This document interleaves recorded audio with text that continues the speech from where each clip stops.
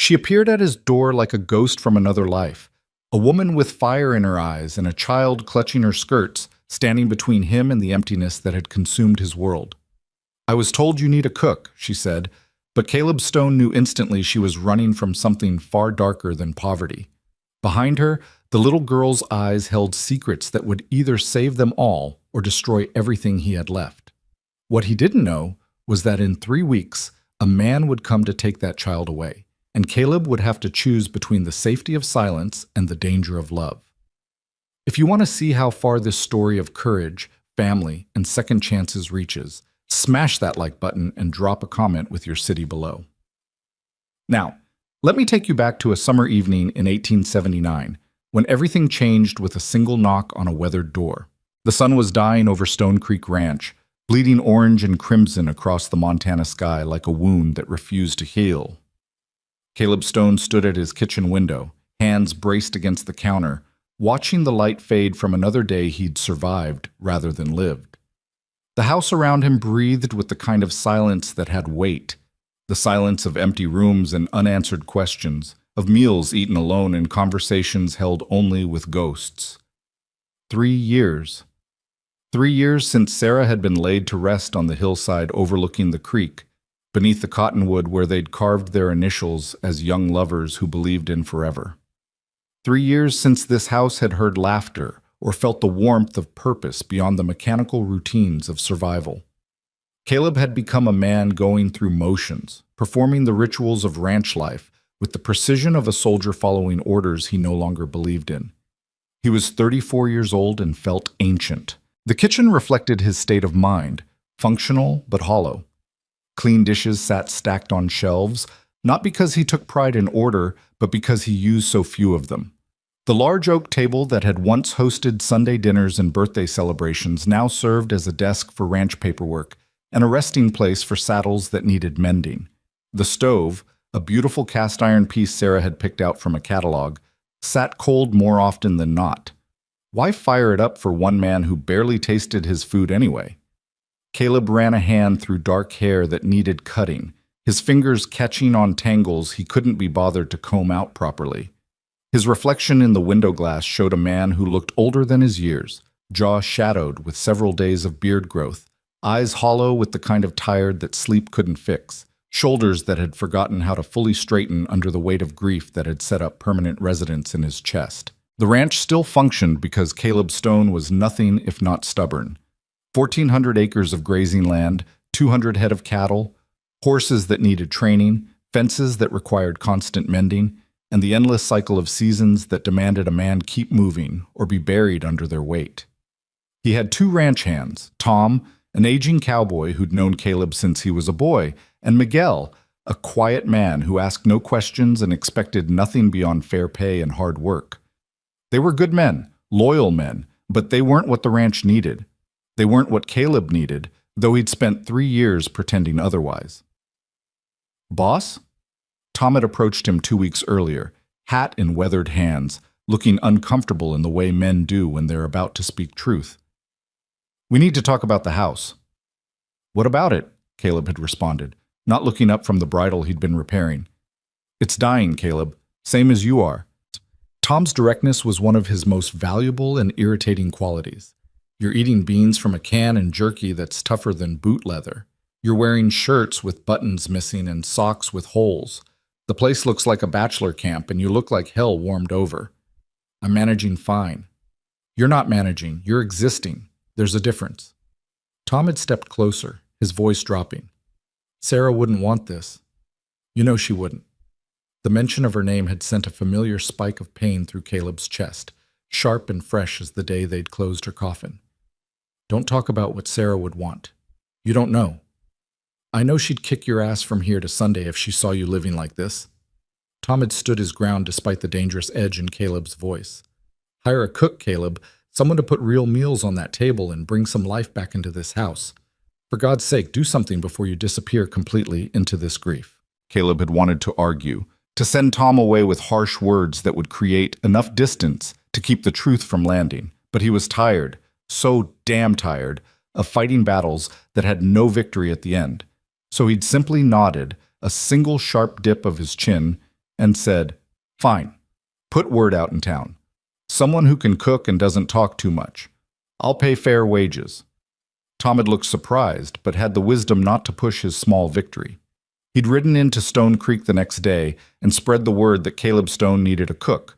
Caleb had expected one of the widow women from town, or maybe one of the Mexican families that worked the neighboring ranches. Someone local, someone who understood ranch life, someone who wouldn't require explanation or demand anything beyond wages and a day off on Sundays. He hadn't expected the woman who appeared at his door as twilight settled over the ranch like a blanket. The knock came just as Caleb was contemplating whether to bother with supper or just go to bed and let another day die without ceremony.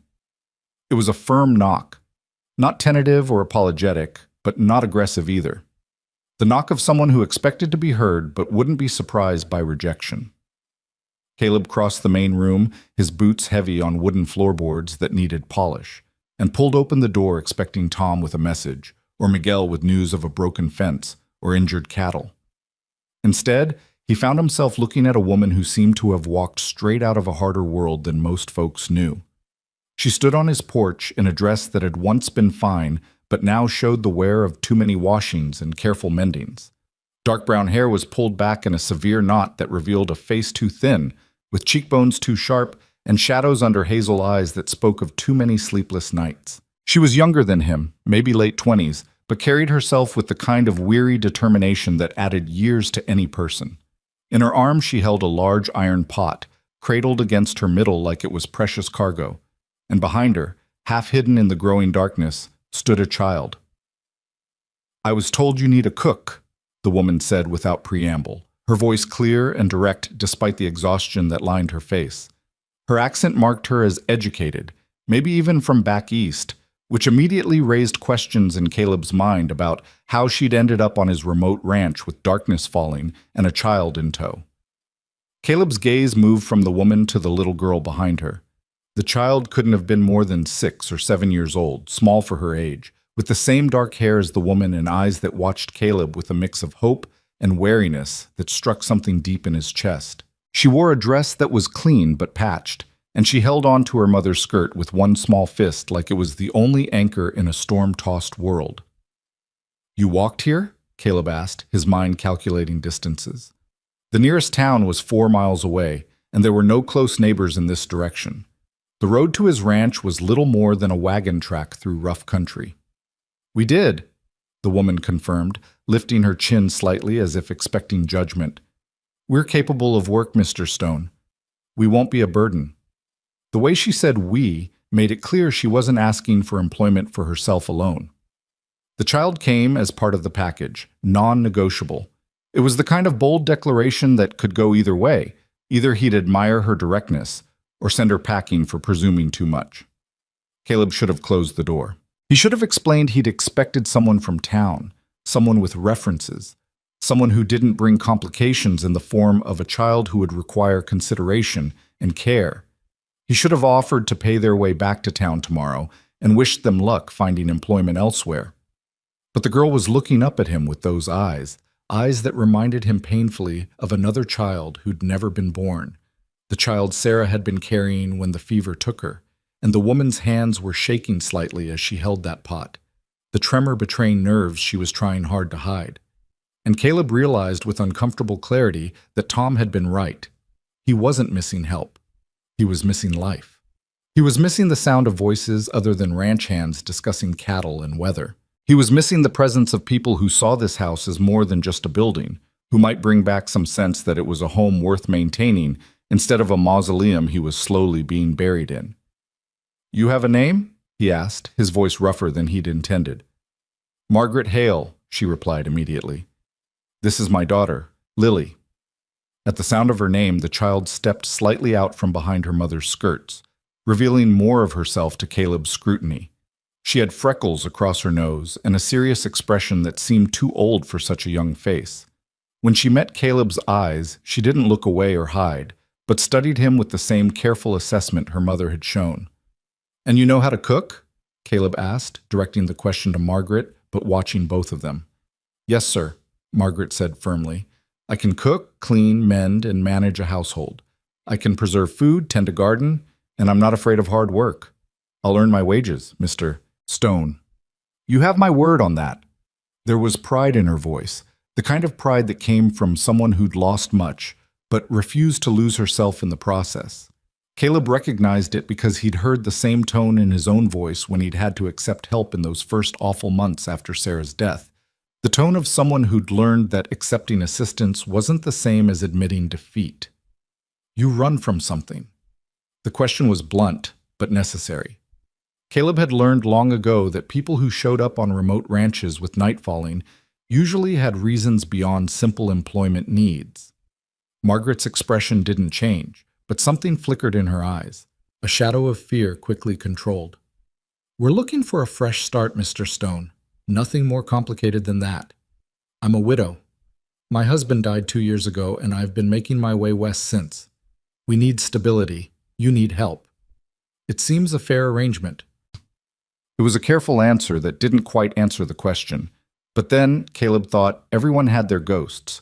He had no right to demand she spill hers when he kept his own locked so tight. The work's hard, he said, a final warning. Ranch life isn't easy. Early mornings, late nights. I run cattle, which means sometimes there's no fixed schedule, and winters here are brutal. We're not afraid of hard work, Margaret repeated, and this time her hand came down to rest on Lily's shoulder, a gesture both protective and reassuring. We just need a chance. Lily looked up at her mother, then back at Caleb. When she spoke, her voice was soft but clear in the evening quiet. Mama's a good cook, the best. She makes bread that tastes like sunshine. The unexpected poetry of it, bread that tastes like sunshine, said from such a serious little face, cracked something in Caleb's chest. He found himself almost smiling, the expression feeling strange on a face that had forgotten how. Bread that tastes like sunshine, he repeated, and Lily nodded solemnly, as if this was the most important qualification anyone could offer. Caleb stepped back, pulling the door wider. You'll stay tonight at least. There's a room off the kitchen that should work. We'll discuss terms in the morning when everyone's had rest and can think clearly. Relief flooded Margaret's face so quickly she couldn't hide it, though she tried. Thank you, Mr. Stone. You won't regret this. As she stepped past him into the house, Caleb wondered if that was true. He wondered what he was bringing into his carefully maintained isolation, what complications he was inviting past the threshold of his controlled grief. But then Lily followed her mother inside, and as she passed Caleb, she looked up at him and whispered, "Thank you for letting us stay," with such genuine gratitude that he felt ashamed of his hesitation. "Welcome to Stone Creek Ranch," he said quietly, closing the door against the night and wondering what the hell he'd just done. The room off the kitchen had been meant as a maid's quarters when Caleb and Sarah had built the house, full of hope and plans for a large family that would need help managing. It had never been used for its intended purpose. Sarah had insisted on doing her own housework, claiming she hadn't come west to sit idle while others did the living for her. Now the small room held only a narrow bed with a thin mattress, a chest of drawers with a cracked mirror above it, and a washstand with a chipped basin. Caleb lit the oil lamp on the stand and tried to see the space through Margaret's eyes. Sparse, yes, but clean and private, with a window that looked out toward the barn and mountains beyond.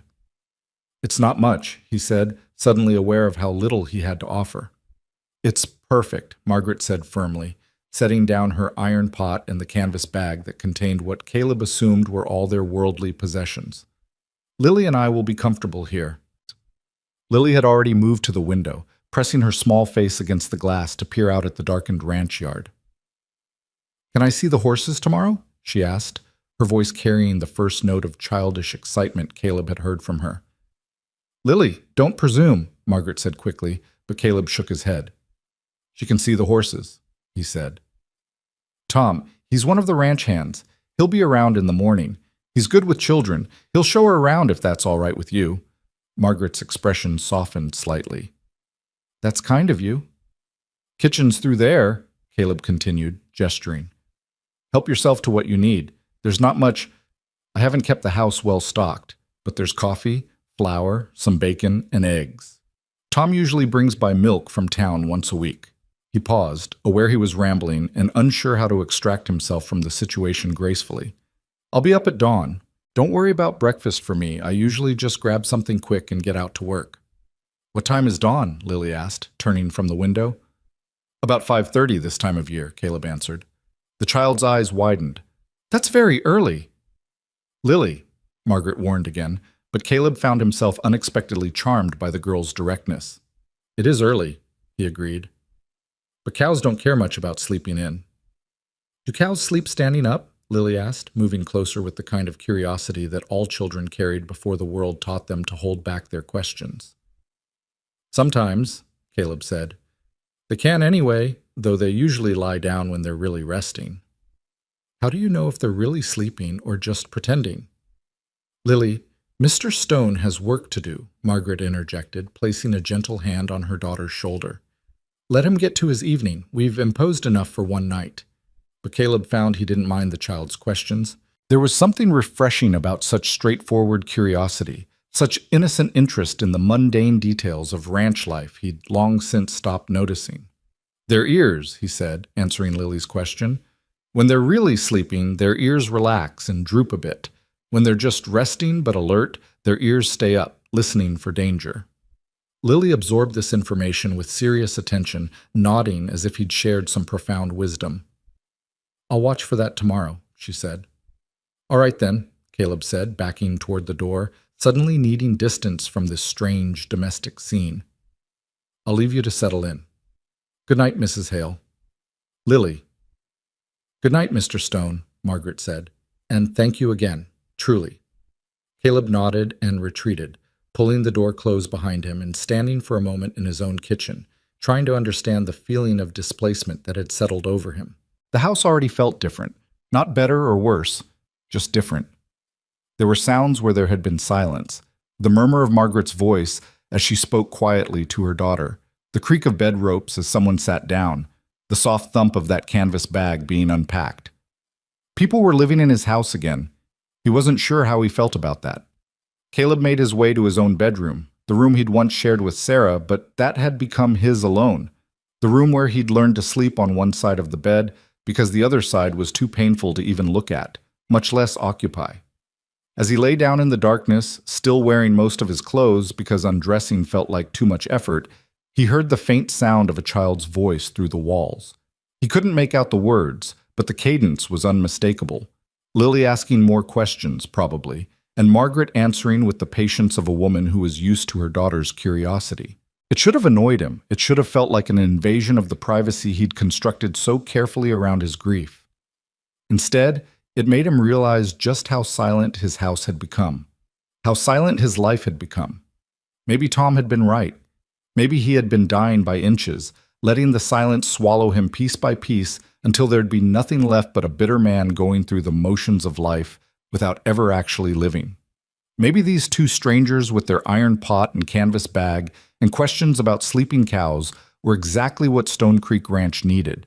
Or maybe Caleb was a fool, and by morning he'd regret every moment of weakness that had made him open that door, instead of sending them away. Time would tell.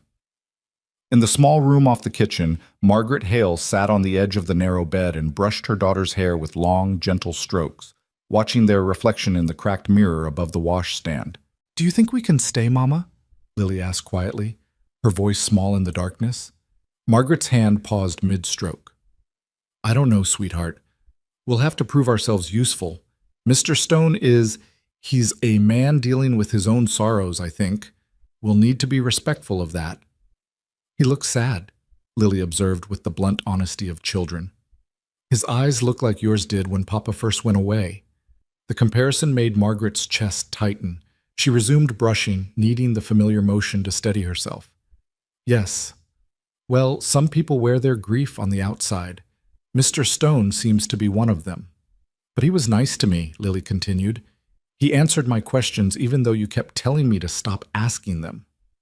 That's because you ask too many questions, Margaret said gently, but there was affection in her voice.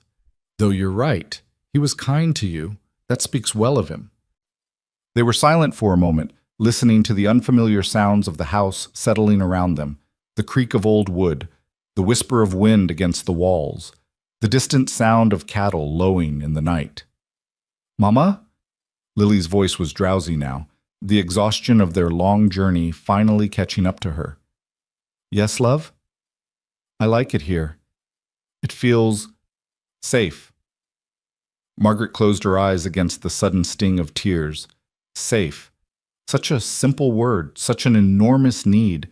They'd been running for so long, looking over their shoulders, jumping at shadows, never staying anywhere long enough to catch their breath. I hope so, Lily, she whispered, helping her daughter lie down and pulling the thin blanket up to her chin. I truly hope so. But even as she said it, Margaret's gaze drifted to the window, to the darkness beyond, and she couldn't quite silence the voice of fear that whispered this was too good to last, that safety was an illusion, that it was only a matter of time before the past caught up to them. She dealt with that fear when the moment came, she told herself firmly. For tonight, she'd let Lily believe they'd found sanctuary. For tonight, she'd let herself believe it too. Margaret lay down beside her daughter, fully clothed except for her boots, ready to run if necessary, but hoping desperately that running wouldn't be necessary this time. As sleep finally claimed her, her last conscious thought was of Caleb Stone's eyes, hollow with grief but not entirely dead. Not yet. There was still something alive in there, buried deep but fighting to survive. She understood that fight. She'd been fighting the same battle. Maybe that's why they'd ended up here. Two strangers united by loss, and the desperate need to believe that tomorrow could be different from yesterday.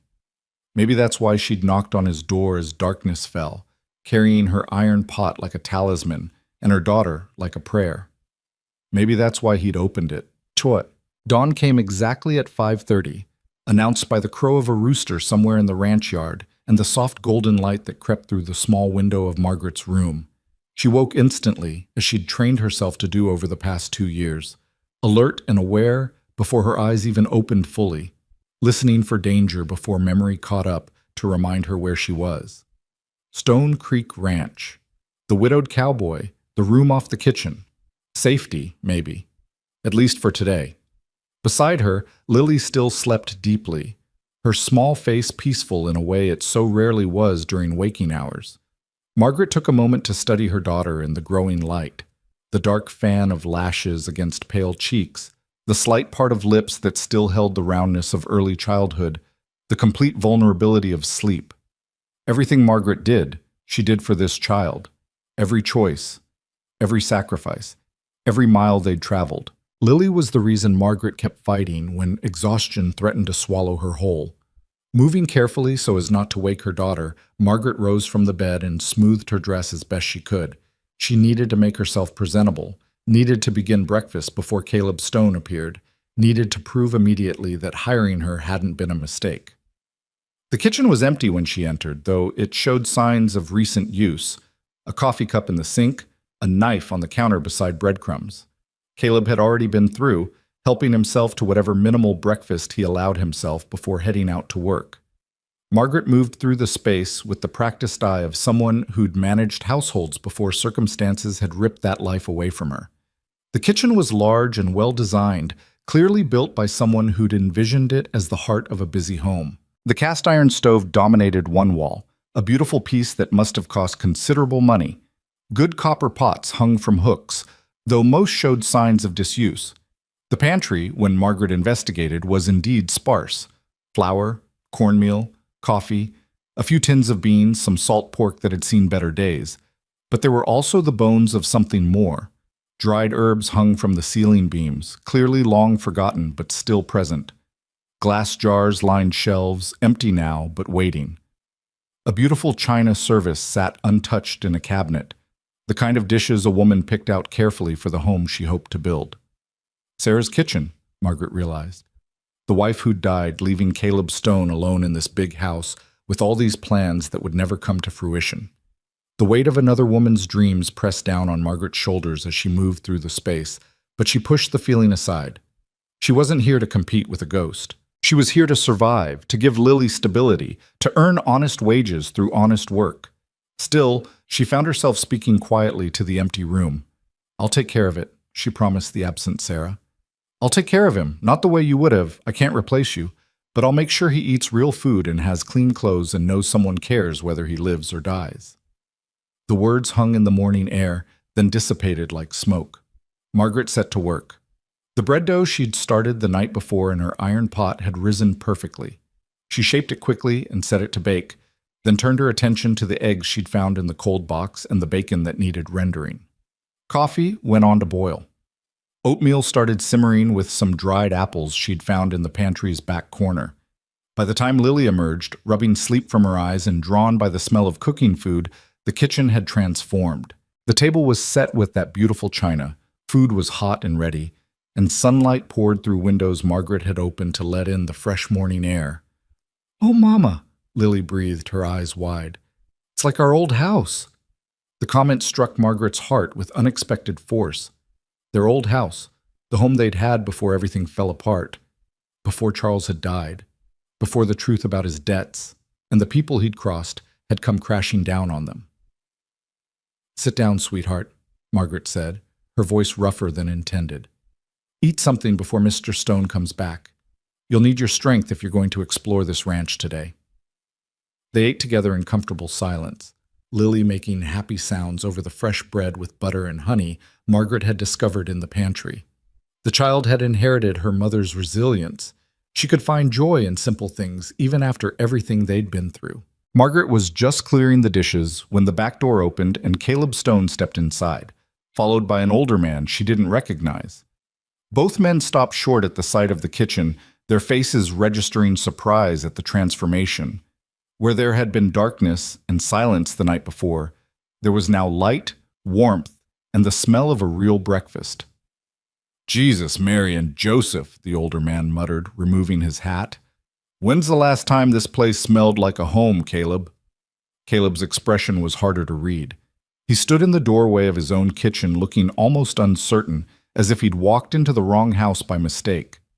His gaze moved from the set table to the bread cooling on the counter to Margaret in her apron, to Lily sitting at the table with honey on her chin, and something complicated passed across his face, too fast for Margaret to interpret, but painful enough to make her heart clench in sympathy. "Mrs. Hale," he said finally, his voice carefully neutral. "This is Tom Bradshaw, my foreman and oldest friend. Tom, this is Margaret Hale and her daughter Lily. She's the cook I told you I'd hire."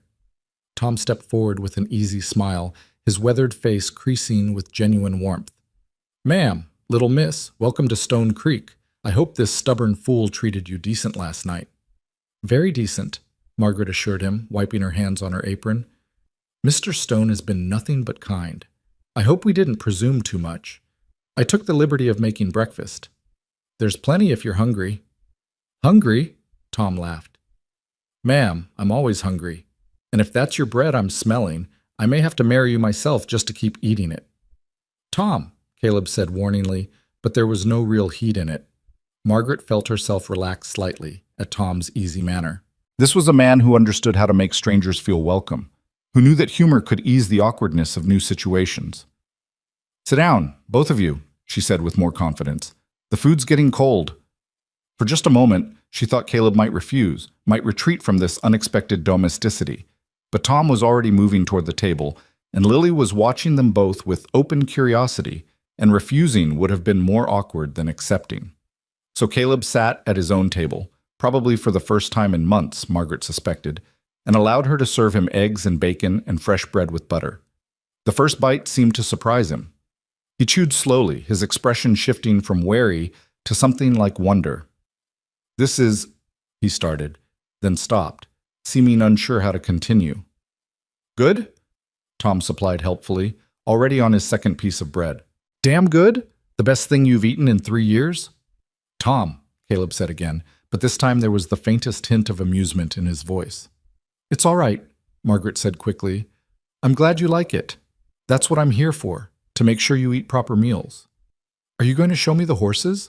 Lily asked Tom suddenly, her child's attention span unable to maintain interest in adult conversation about food. Tom's face lit up.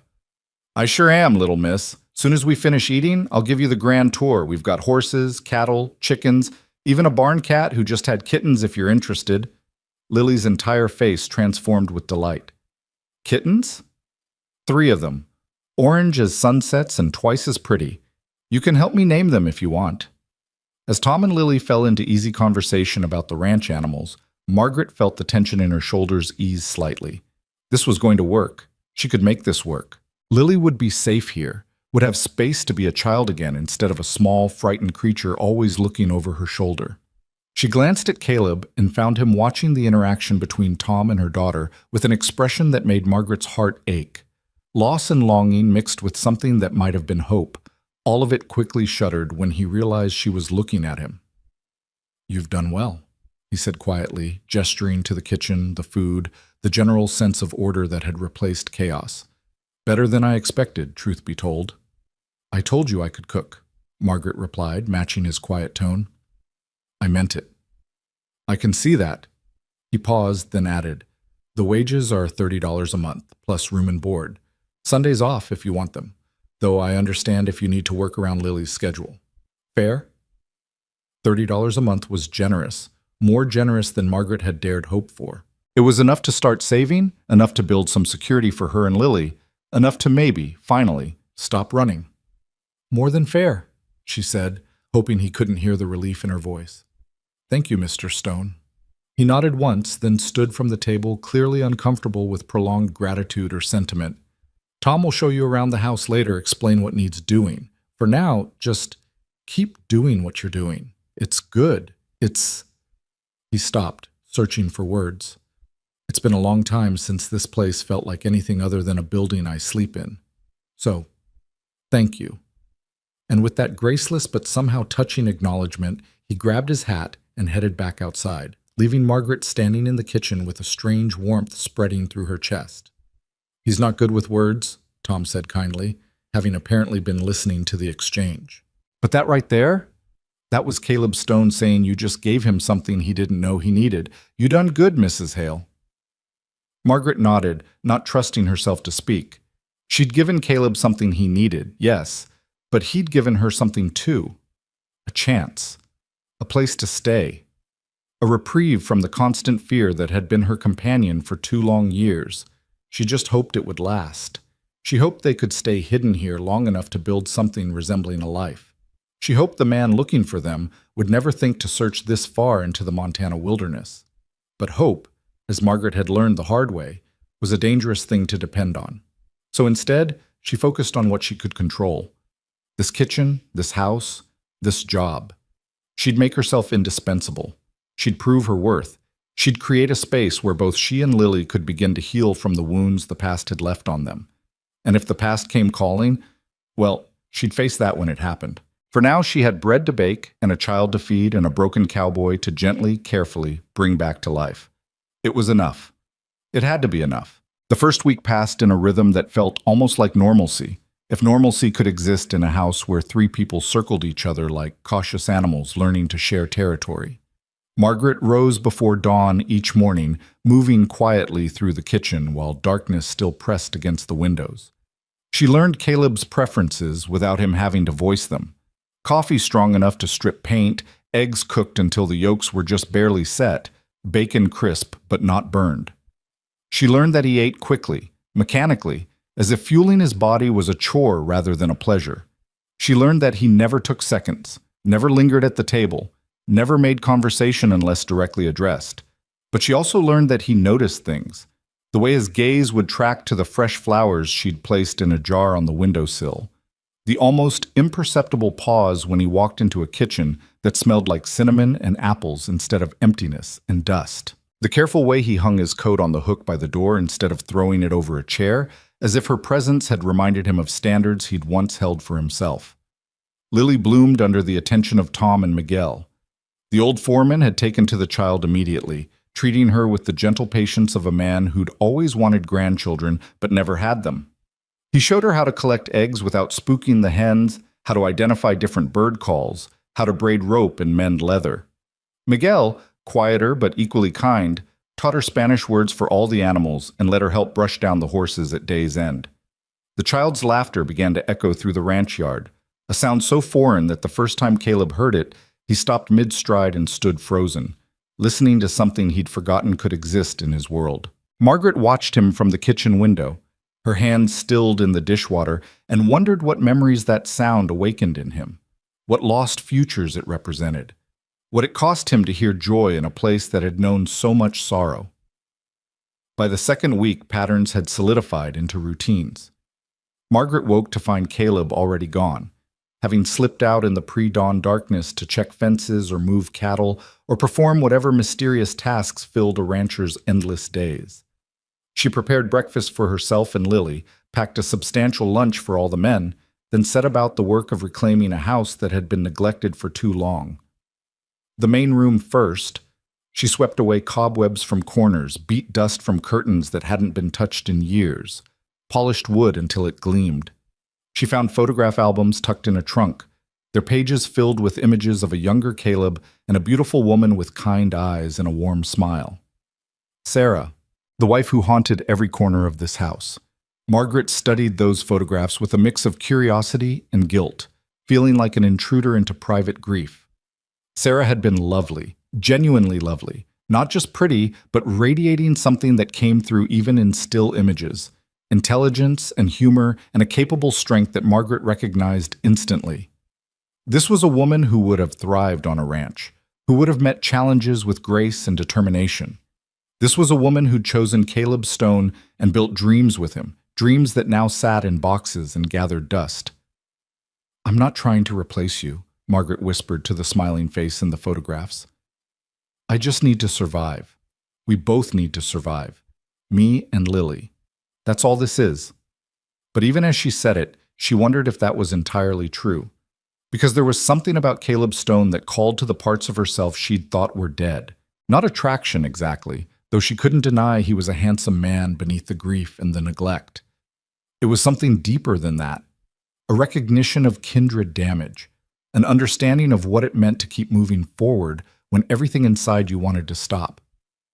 She replaced the albums carefully, keeping her discoveries to herself. This wasn't her history to display or discuss. She was the hired help, nothing more, and she'd do well to remember that boundary. The house responded to her care like a living thing waking from hibernation. Colors brightened as she washed away layers of accumulated grime. Rooms that had felt like tombs began to breathe again. She found linens in a chest, beautiful things embroidered with care, and after washing and mending them, she put them to use. The house deserved to be lived in, not preserved like a museum to lost happiness. Caleb noticed. He didn't comment directly, but she caught him running his hand along a newly polished banister, pausing in doorways to study rooms that had been transformed, touching things with an expression that mixed pain with something that might have been gratitude. It was on a Thursday afternoon, nearly 3 weeks into her employment, that the careful distance they'd maintained finally cracked. Margaret was in the kitchen, arms deep in bread dough, when she heard the crash from outside, followed by a string of cursing that would have made a sailor blush. She rushed to the window and saw Caleb in the yard, favoring his left leg, blood streaming from a gash on his forearm, his face twisted in pain and fury. She didn't think. She simply moved. "Lily, stay inside," she commanded as she flew out the door, grabbing clean towels from the line as she passed. Caleb looked up at her approach, his expression darkening. "I'm fine. It's nothing." "It's not nothing. You're bleeding everywhere," Margaret said flatly, reaching for his arm. He tried to pull away, but she held firm with a strength born of necessity. "Hold still and let me see." "I said I'm fine, and I said hold still." Her voice carried an authority that surprised them both. "You can argue with me after I've determined you don't need a doctor. Until then, shut up and let me help you." For a moment, she thought he'd refuse.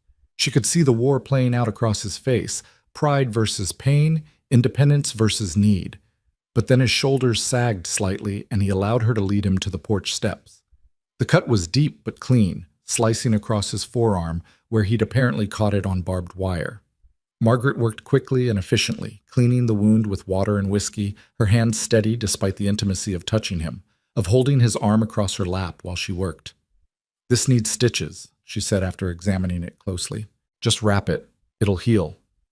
"It'll heal wrong, and probably get infected. Don't be foolish." She looked up at him, their faces closer than they'd ever been. "I can do it if you'll let me. I've sewn up worse." His eyes, gray as storm clouds, studied her with new intensity. "Where did a woman like you learn to stitch wounds?"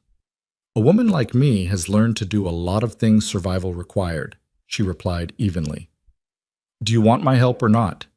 He held her gaze for a long moment, then nodded once. Do it. Margaret retrieved her sewing kit and a bottle of whiskey, returning to find Caleb exactly where she'd left him, staring out at his ranch with an expression of weary resignation. Drink, she said, offering him the bottle. I don't need drink anyway. This is going to hurt. He took the bottle, swallowed 3 long pulls, then handed it back. Get on with it. The first pierce of the needle made his jaw clench, muscle jumping beneath tanned skin, but he didn't flinch away. Margaret worked as quickly as she could, her stitches small and even, learned from necessity during the awful months after Charles died when doctors were a luxury they couldn't afford. You're good at this, Caleb said through gritted teeth. Practice I wish I'd never gotten. She tied off another stitch.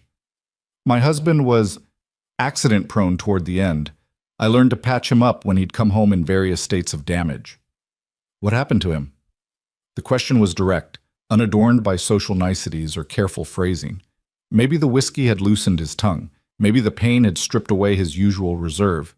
Either way, Margaret found herself answering with more honesty than she'd intended. He died owing money to men who don't forgive debts. I didn't know about any of it until they came looking for repayment and found only me and Lily. She pulled another stitch tight, maybe harder than necessary. So we ran. We've been running ever since. The silence that followed felt heavy with significance. Margaret kept her eyes on her work, afraid to look up, afraid of what she'd see in his face. Judgment? Pity? Disgust that he'd brought such trouble into his home? Is someone still looking for you? His voice was quiet, carefully neutral. I don't know, maybe. Probably. She tied off the last stitch and reached for bandaging. The debt was substantial. The men Charles crossed are the type who make examples of people. But it's been 2 years. Maybe they've given up. Maybe they've forgotten. Maybe you're fooling yourself, Caleb finished bluntly. Men like that don't forget. They don't forgive. If you owe them money, they'll keep looking until they find you or until they're dead themselves. Margaret's hands stilled in their wrapping. I know that. Don't think I don't know that. But what choice do I have? Keep running forever? Lily deserves more than a life lived in constant fear. She deserves stability, school, friends, a childhood that's more than just moving from place to place in the dark. So you came here. So I came here, Margaret confirmed, finishing the bandage and finally meeting his eyes. To the most remote place I could find, where maybe we could disappear long enough to catch our breath. I'm not asking you to protect us. I'm not asking you to fight our battles. I just need time. Time to figure out what comes next. Time to save enough money to maybe go further west. Time to... How much? What? How much does she owe? Caleb's gaze was intense, focused in a way she hadn't seen before. The debt. How much? Margaret laughed, a bitter sound without humor. $2,000. Might as well be $2 million for all my ability to pay it. Caleb was quiet for a long moment, his expression unreadable. Then he stood, testing his newly bandaged arm with careful movements. Thank you for the stitching. You did good work. Caleb... She'd never used his first name before, and it felt strange on her tongue. I shouldn't have told you all that. I'm sorry. If you want us to leave, I don't want you to leave. The words came out rough, almost angry. This house has been dead for 3 years. You and your daughter brought it back to life. I won't send you away because your dead husband made bad choices. He paused, then added quietly, We've all got ghosts, Margaret. Yours just happened to have a price tag attached. The use of her first name sent an unexpected warmth through her chest. They'd been Mr. Stone and Mrs. Hale for weeks, maintaining careful formality like a fence between them. This felt like crossing a line, stepping into territory that was both dangerous and oddly comforting. Thank you, she said softly, for understanding, for not judging. I'm not in a position to judge anyone, Caleb replied. Lord knows I've made enough mistakes of my own. He flexed his arm again, wincing slightly. You should get back inside. Lily will be wondering where you are. But neither of them moved. They stood on the porch in the afternoon sunlight, the space between them charged with something neither could quite name. Understanding, maybe. or recognition. The acknowledgement that they were both broken people trying to piece themselves back together with whatever materials they had at hand. "Caleb," Margaret ventured after a moment, "can I ask you something? Seems only fair given what you just told me. Why did you really hire me? Tom said you'd been refusing help for years. What changed?" He was quiet so long she thought he wouldn't answer. Then he sighed, the sound carrying the weight of 3 years of accumulated sorrow. "I looked at you standing in my doorway with your daughter behind you, and I saw—" He stopped, started again. "Sarah was pregnant when she died. Fever took them both, her and the baby we never got to meet. Would have been a girl," the doctor said. Margaret's breath caught. She'd suspected loss, but not this, not the double grief of wife and unborn child. "When I saw Lily," Caleb continued, his voice rough with emotion he wasn't quite managing to control, "I saw the daughter I never had, the life that could have been, and I thought, maybe having life in this house again would hurt less than the silence. Maybe hearing a child's voice would be better than the constant reminder of the voice I'd never hear." "And is it?" Margaret asked gently. "Better?" "I don't know yet," he admitted. "Some days it feels like salt in a wound that never healed right. Other days," he met her eyes, "other days I remember what hope felt like." The confession hung between them, raw and honest and more vulnerable than anything either had shared before. Margaret wanted to say something comforting, something wise, but all the words that came to mind felt inadequate to the moment. So instead she simply said, "Thank you for giving us a chance. Whatever your reasons, thank you." Caleb nodded, then turned toward the barn, clearly done with emotional revelation for one day. Margaret watched him go, this complicated man who'd opened his home to strangers because he saw in them echoes of his own lost dreams. She understood him better now, understood the careful distance he maintained, the walls he'd built around his grief, the way he seemed surprised by moments of joy, as if he'd forgotten he was allowed to feel them. They were the same, she and Caleb Stone, both running from ghosts, both trying to survive losses that had carved holes in their lives, both terrified that letting anyone close meant risking new pain when the inevitable loss came again. But here they were anyway, circling each other in this big house, slowly learning that maybe survival didn't have to mean isolation. Maybe healing could happen in the presence of someone who understood the weight of the scars you carried. Inside the house, Lily pressed her face against the window, watching her mother watch Caleb walk away. The child's young mind couldn't understand all the complicated feelings swirling between the adults, but she understood safety. She understood that here, on this ranch, with this sad cowboy and her strong mother, she felt less afraid than she had in 2 years. She understood that this place felt like it could become home if they were just brave enough to stay. The days continued to unfold, each one adding another thread to the fabric of their new life.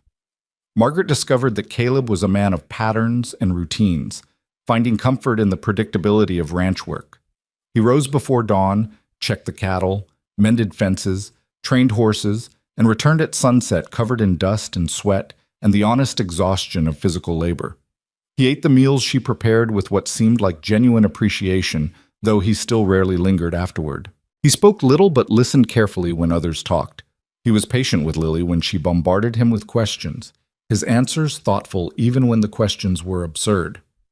"Mr. Caleb," Lily had asked one evening at dinner, "if you could be any animal, which would you choose?" Tom had laughed at the child's imagination, but Caleb had considered the question seriously before answering. "A hawk, I think. Flying high enough to see everything, free to go wherever the wind takes you." "That's sad," Lily had pronounced with the blunt wisdom of children. "Hawks are always alone." The comment had struck something in Caleb's expression, a flicker of recognition and pain that he'd quickly hidden. But Margaret had seen it, and she'd understood. Yes, hawks were solitary, and yes, Caleb had chosen solitude after loss. But maybe, just maybe, he was beginning to remember that isolation wasn't the same as peace. The ranch itself responded to their presence. The vegetable garden that had gone to seed was cleared and replanted. The chicken coop was cleaned and repaired. Windows that had been dark for years now glowed with lamplight in the evenings. Laughter returned to a place that had forgotten the sound. Even the hands noticed the change. Miguel, who'd worked for Caleb for 2 years, mentioned quietly to Tom one afternoon that El Patron seemed different, less like a man waiting to die and more like a man remembering why he'd wanted to live. Tom, who'd known Caleb since he was a boy, could only nod in agreement and thank whatever force had sent Margaret Hale to their door. But peace, as Margaret had learned, was always temporary. Happiness was always borrowed time before the bill came due. It was late on a Saturday afternoon, 5 weeks after Margaret and Lily's arrival, when the first crack appeared in their carefully constructed sanctuary. Margaret was in the garden, pulling weeds while Lily played nearby with one of the barn kittens, when she heard the sound of hoofbeats approaching on the main road. Visitors were rare this far from town, and her body tensed automatically, old instincts screaming danger. A man rode into view, well-dressed in a suit too fine for ranch country, riding a horse that spoke of money and careful breeding. He was perhaps 40, with dark hair silvering at the temples, and a face that might have been handsome if not for the coldness in his eyes. Margaret's blood turned to ice. She knew that look. She'd seen it before in the faces of the men who'd come looking for Charles's debts. The look of someone who saw people as commodities, problems to be solved, obstacles to be removed. "Lily," she said quietly, her voice steady despite the fear racing through her veins. "Go inside. Find Mr. Caleb or Tom. Do it now." "But Mama, now, Lily. Go." The child heard something in her mother's tone that brooked no argument. She scooped up the kitten and ran toward the barn where Tom was working, her small legs pumping with the urgency of instinct. Margaret stood slowly, wiping dirt from her hands, positioning herself between the approaching stranger and the path Lily had taken. Every muscle in her body was coiled tight, ready to fight or flee or do whatever necessary to protect her child. The man reined in his horse, looking down at Margaret with an expression that managed to be both polite and predatory. "Good afternoon. I'm looking for Mrs. Margaret Hale. I was told I might find her at Stone Creek Ranch." Every word was precisely spoken, cultured, educated, dangerous. "I'm Margaret Hale," she said, lifting her chin. "And you are?" "My name is Richard Thornton. I'm an attorney from Boston." He dismounted with practiced grace, brushing dust from his expensive coat. "I've been looking for you for quite some time, Mrs. Hale. You're a difficult woman to track." "Perhaps that should tell you something about my desire to be found, Mr. Thornton." Margaret's voice was cold, controlled. "State your business and leave." "My business is simple." Thornton smiled, the expression not reaching his eyes. "I represent certain parties in Boston who have a vested interest in the welfare of your daughter, Lily Hale. They've asked me to locate the child and ensure she's being properly cared for." Margaret's heart was hammering so hard she was certain he could hear it. "Lily is my daughter. She's being perfectly well cared for. Whatever your clients told you is a lie." "Is it?" Thornton's tone remained pleasant, conversational, which somehow made it more threatening. "I have documents here that suggest otherwise. Documents that indicate your late husband had certain arrangements in place regarding the child should anything happen to him and should you prove unable to provide appropriate care. That's impossible. Charles never told you," Thornton finished. "I'm afraid your late husband kept many secrets, Mrs. Hale. The debts you know about are merely the beginning. He borrowed extensively from my clients, and when he couldn't repay, he offered something else as collateral. He offered his daughter." The words hit Margaret like physical blows. "You're lying." "I have the papers to prove otherwise. Signed, witnessed, legally binding. Your husband wagered his daughter's future on business ventures that failed spectacularly. Now my clients are here to collect what they're owed. No one owns my child. No piece of paper gives anyone the right to take her from me." "The law might say differently, Mrs. Hale." Thornton reached into his coat, pulling out a thick envelope. "I have documentation of your husband's debts, his agreements, and testimony from several witnesses regarding your, shall we say, unstable lifestyle over the past 2 years. Constant moving, no permanent residence, no proper schooling for the child. A judge might very well determine that Lily would be better off in the care of a stable, wealthy family who can provide for her future." Margaret's vision blurred with rage and fear. "What you have is a pile of lies and forgeries designed to steal a child from her mother. I won't let it happen. Get off this property before I have you removed by force." "This property?" Thornton looked around with exaggerated interest. You mean this ranch that you've been working at for less than 2 months? Hardly a stable environment for a child, wouldn't you say? And what happens when your employer realizes what kind of trouble you've brought to his door? How quickly will he throw you out when he understands that harboring you could bring legal consequences? The only consequence you'll face is from me if you don't leave. Now. The new voice came from behind Margaret, low and dangerous. She turned to see Caleb approaching, Tom and Miguel flanking him, all three men wearing expressions that made clear they'd heard enough of the conversation to understand the threat. Thornton's smile widened, unbothered by the display of force. Ah, you must be Mr. Stone, the owner of this charming establishment. I apologize for the disruption, but I'm here on legal business regarding Mrs. Hale and her daughter. I heard your legal business, Caleb said flatly. Sounded more like extortion and lies to me. So I'll say it once more clearly. Get off my land. Mr. Stone, I understand you want to protect your employee, but she's not just my employee. She's under my protection. The child is under my protection. And I don't take kindly to threats against people under my protection. Caleb moved to stand beside Margaret, his presence solid and reassuring. Whatever papers you have are worthless out here. We do things differently in Montana. We protect our own. How noble, Thornton said dryly. But protection won't matter when the law arrives. I'll be back with a federal marshal and a court order. And when I return, I'll be taking the child into custody, whether you approve or not. He swung back into his saddle with fluid ease. You have 1 week to make your peace with it. After that, resistance will only make things harder for everyone involved.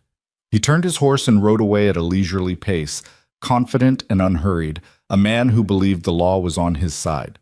Margaret's legs gave out the moment he was out of sight. She would have fallen if Caleb hadn't caught her, his strong hand steadying her as she gasped for breath against the panic threatening to overwhelm her completely. He can't, she managed to say through chattering teeth. He can't take her. She's all I have. She's everything. He won't, Caleb said firmly. I promise you, Margaret, he won't take that child. But even as he said it, Margaret saw the worry in his eyes, because they all knew the truth.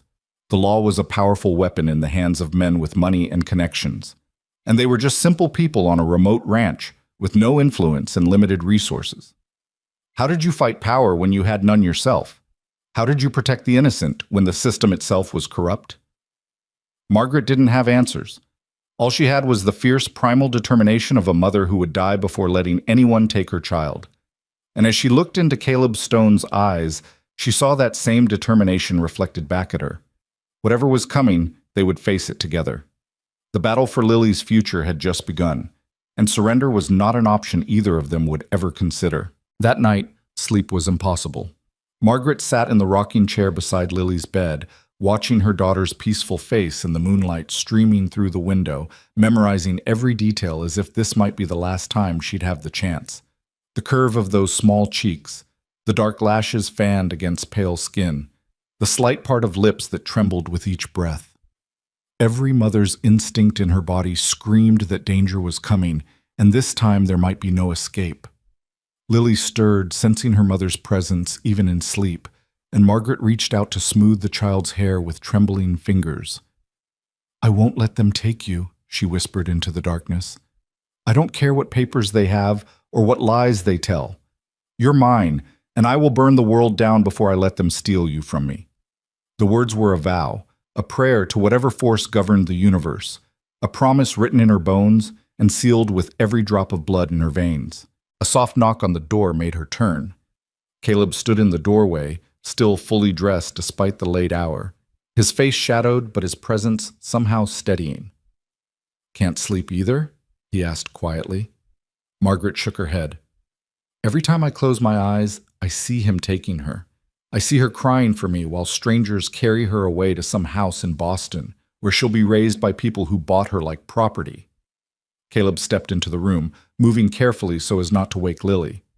That's not going to happen. You can't promise that. You heard what he said. He has papers, witnesses, legal authority. What do we have? Nothing but our word against his. We have the truth. Caleb's voice was low but firm. And we have something he doesn't expect. We have people who will fight for that child because it's right, not because there's money in it. Margaret wanted to believe him. She wanted to have faith that truth and righteousness could stand against wealth and corruption. But she'd learned the hard way that the world didn't work that way. The powerful made the rules, and people like her simply tried to survive within them. "Tell me about Charles," Caleb said, settling into the chair across from her. "Tell me what really happened." The request surprised her.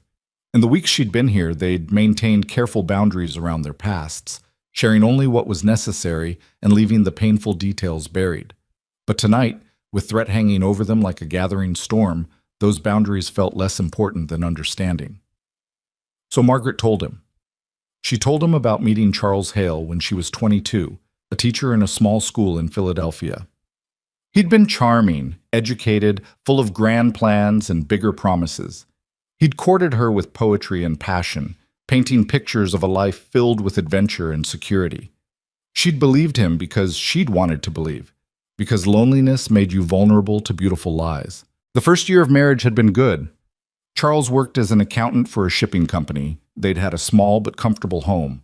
And when Lily was born, Margaret had felt her life was complete. She had a family. She had purpose. She had everything she'd ever wanted. But then Charles had started coming home late, smelling of whiskey and cigars, making excuses that grew increasingly elaborate and decreasingly believable. Money became tight. He became secretive, irritable, prone to disappearing for days at a time with explanations that made no sense. "I knew something was wrong," Margaret said, her voice barely above a whisper, so as not to wake Lily. "I confronted him repeatedly, but he always had an answer, always had a reason why I was worrying over nothing. He made me feel foolish for questioning him, made me doubt my own instincts. The night Charles died, he'd come home in a panic, bleeding from a wound he wouldn't explain, shoving papers into a satchel and telling Margaret to pack essentials because they needed to leave immediately. Before she could demand answers, men had burst through their door, rough men with violence in their eyes and demands for money Charles didn't have. There'd been a fight. Shouting, crashes, Lily crying in Margaret's arms while she tried to shield her daughter from seeing things no child should witness. And then Charles had been on the floor, blood spreading beneath him, his eyes going distant while he gasped out his final words. "He told me to run," Margaret continued, tears streaming down her face now, the memories as fresh as if they'd happened yesterday instead of 2 years ago. "He said he'd borrowed money from the wrong people, that he'd gambled it away trying to win enough to pay off earlier debts.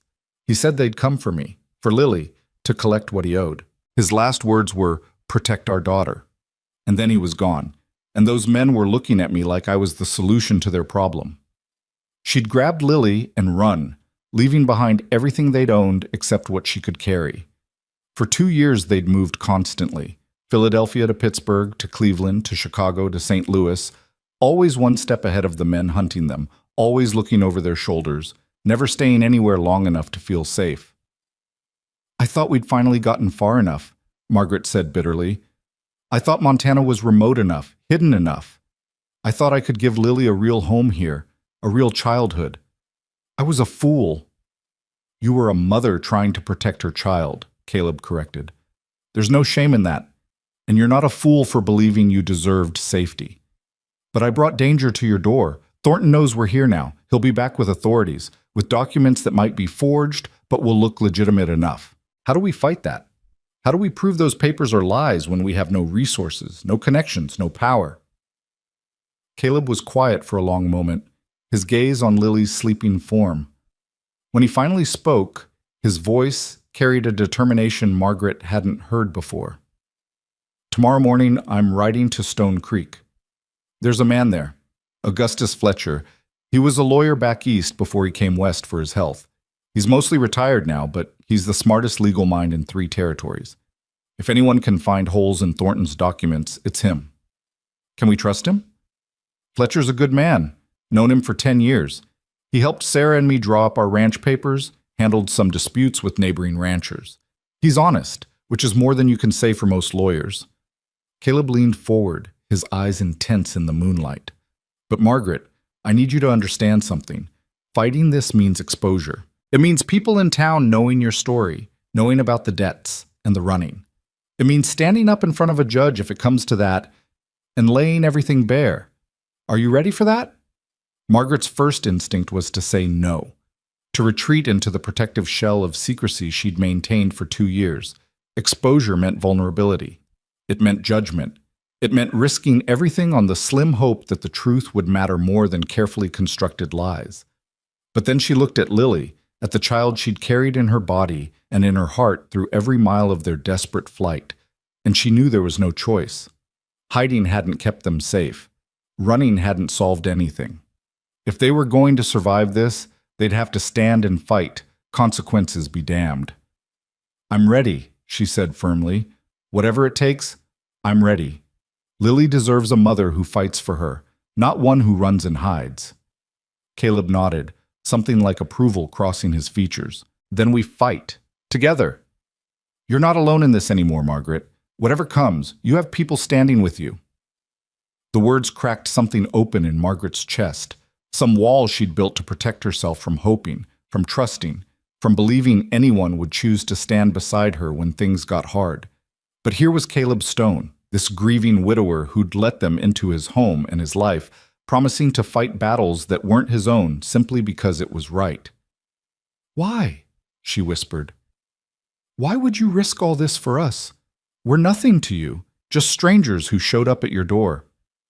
Caleb's expression softened in a way she'd never seen before, grief and determination mixing with something that might have been affection. "You stopped being strangers the first morning you filled this house with the smell of fresh bread and made it feel like a home again. Lily stopped being just some child the first time she laughed in my yard and reminded me what joy sounds like. You're under my protection now. That means something out here. That means I don't let men like Thornton take what isn't theirs to take." He stood, moving toward the door, then paused and looked back. "Get some rest if you can. Tomorrow starts the real fight, and you'll need your strength. But know this, I don't lose what's mine. And somehow, in the past weeks, you and Lily became mine to protect. I won't fail you." After he left, Margaret sat in the darkness, processing everything that had been said and unsaid. She'd spent 2 years believing she had to face the world alone, that trusting anyone meant risking betrayal. But Caleb Stone was teaching her something different. He was showing her that strength didn't always mean isolation, that sometimes the bravest thing you could do was accept help when it was offered. She finally lay down beside Lily, pulling her daughter close, and whispered promises into the child's hair. Promises that they would stay together, that they would fight, that they would win because the alternative was unthinkable. Morning came too quickly, announced by the rooster and the gradual lightening of the sky from black to gray to the pale gold of dawn. Margaret rose and went through the motions of preparing breakfast, her hands performing familiar tasks while her mind raced through scenarios, each one more frightening than the last. Caleb appeared as the coffee finished brewing, already dressed for riding, his face set with purpose. "I'll be back by nightfall. Tom and Miguel will stay close to the house. Don't let Lily out of your sight. And if Thornton comes back before I return, you send Miguel for the sheriff. Don't engage with him alone." "The sheriff can be trusted?" Margaret asked, handing him a cup of coffee and a cloth-wrapped bundle of food for the journey. "Sheriff Morrison's a fair man. He won't let anyone take a child without proper cause, and he sure as hell won't appreciate some Boston lawyer trying to throw weight around in his territory." Caleb drained the coffee in 3 long swallows. "But Fletcher's our best chance. If those documents have weaknesses, he'll find them." After Caleb rode out, the ranch felt too quiet, too exposed. Margaret kept Lily inside despite the child's protests, finding tasks to keep them both occupied and away from windows. She baked bread she didn't need, mended clothes that weren't torn, cleaned surfaces that were already spotless. Anything to keep her hands busy and her mind from spiraling into panic. Tom checked on them hourly, his weathered face creased with concern. "Boss'll fix this," he assured Margaret during one visit. "He's got that look he used to get when facing down rustlers or dealing with difficult cattle buyers. Means he's in fighting mode, and Caleb Stone in fighting mode is something to see." "I hope you're right," Margaret said. "I hope determination is enough." Determination plus Fletcher's legal mind plus the fact that everyone in Stone Creek knows Caleb's an honorable man, that's more than enough, ma'am. You'll see. But as the day wore on and shadows lengthened, Margaret's anxiety only grew. She imagined Caleb being turned away by Fletcher, or worse, discovering that Thornton's documents were ironclad and legal. She imagined marshals arriving before Caleb returned, dragging Lily away while Margaret screamed and fought uselessly against overwhelming force. She imagined losing her daughter, and the thought made her physically ill.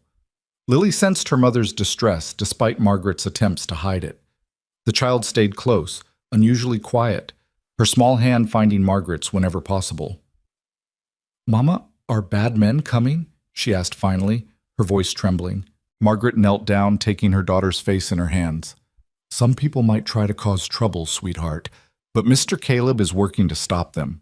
And no matter what happens, I want you to remember something important. You are my daughter. Nothing anyone says or does can change that. You belong with me, and I will fight with everything I have to keep us together. Do you understand?" Lily nodded, tears welling in her eyes. "I don't want to go away from you." "You won't. I promise you, baby, you won't."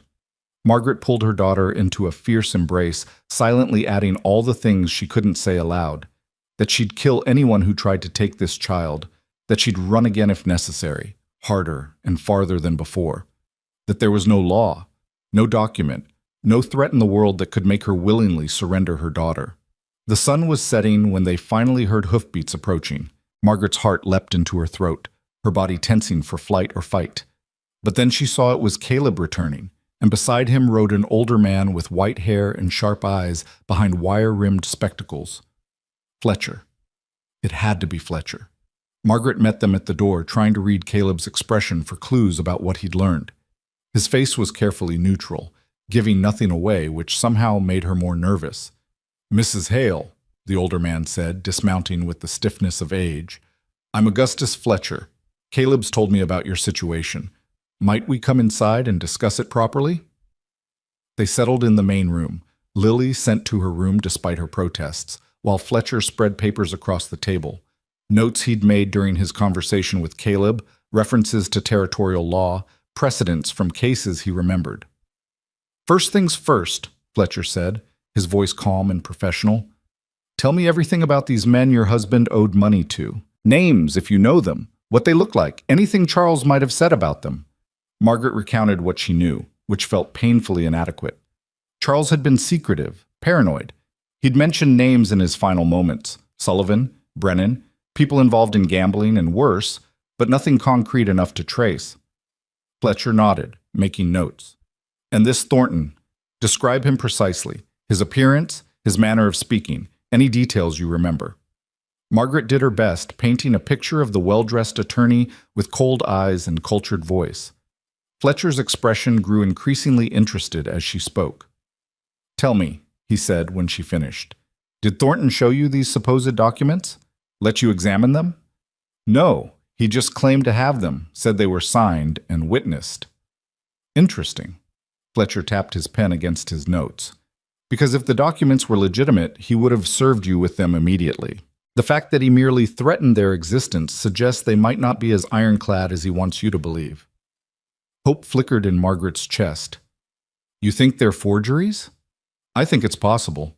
Men like Thornton operate in gray areas, using intimidation and the appearance of legal authority to get what they want, but appearance isn't the same as reality."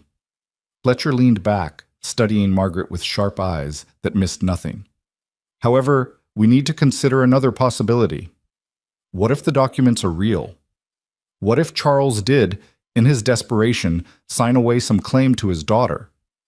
The words hit Margaret like a physical blow. "He wouldn't.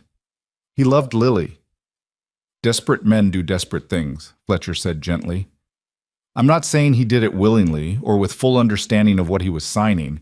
Loan sharks are experts at burying important clauses in complex documents, but we need to prepare for all possibilities." "So what do we do?" Caleb asked, speaking for the first time since they'd sat down. "How do we fight this?" Fletcher was quiet for a moment, organizing his thoughts. "First, we demand to see the actual documents. Under territorial law, no child can be removed from a parent's custody without proper legal proceedings.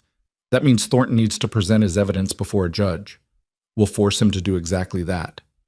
"And if a judge sides with him?" Margaret's voice was barely steady. "Then we appeal. We fight. We bring character witnesses who can testify to your fitness as a mother and the child's well-being in your care. We challenge every aspect of those documents, the signatures, the witnesses, the circumstances under which they were allegedly signed. We make it expensive and difficult and public enough that Thornton's clients might decide it's not worth the trouble. Fletcher's gaze moved between Margaret and Caleb, something calculating in his expression. There is one other option, though it's unconventional.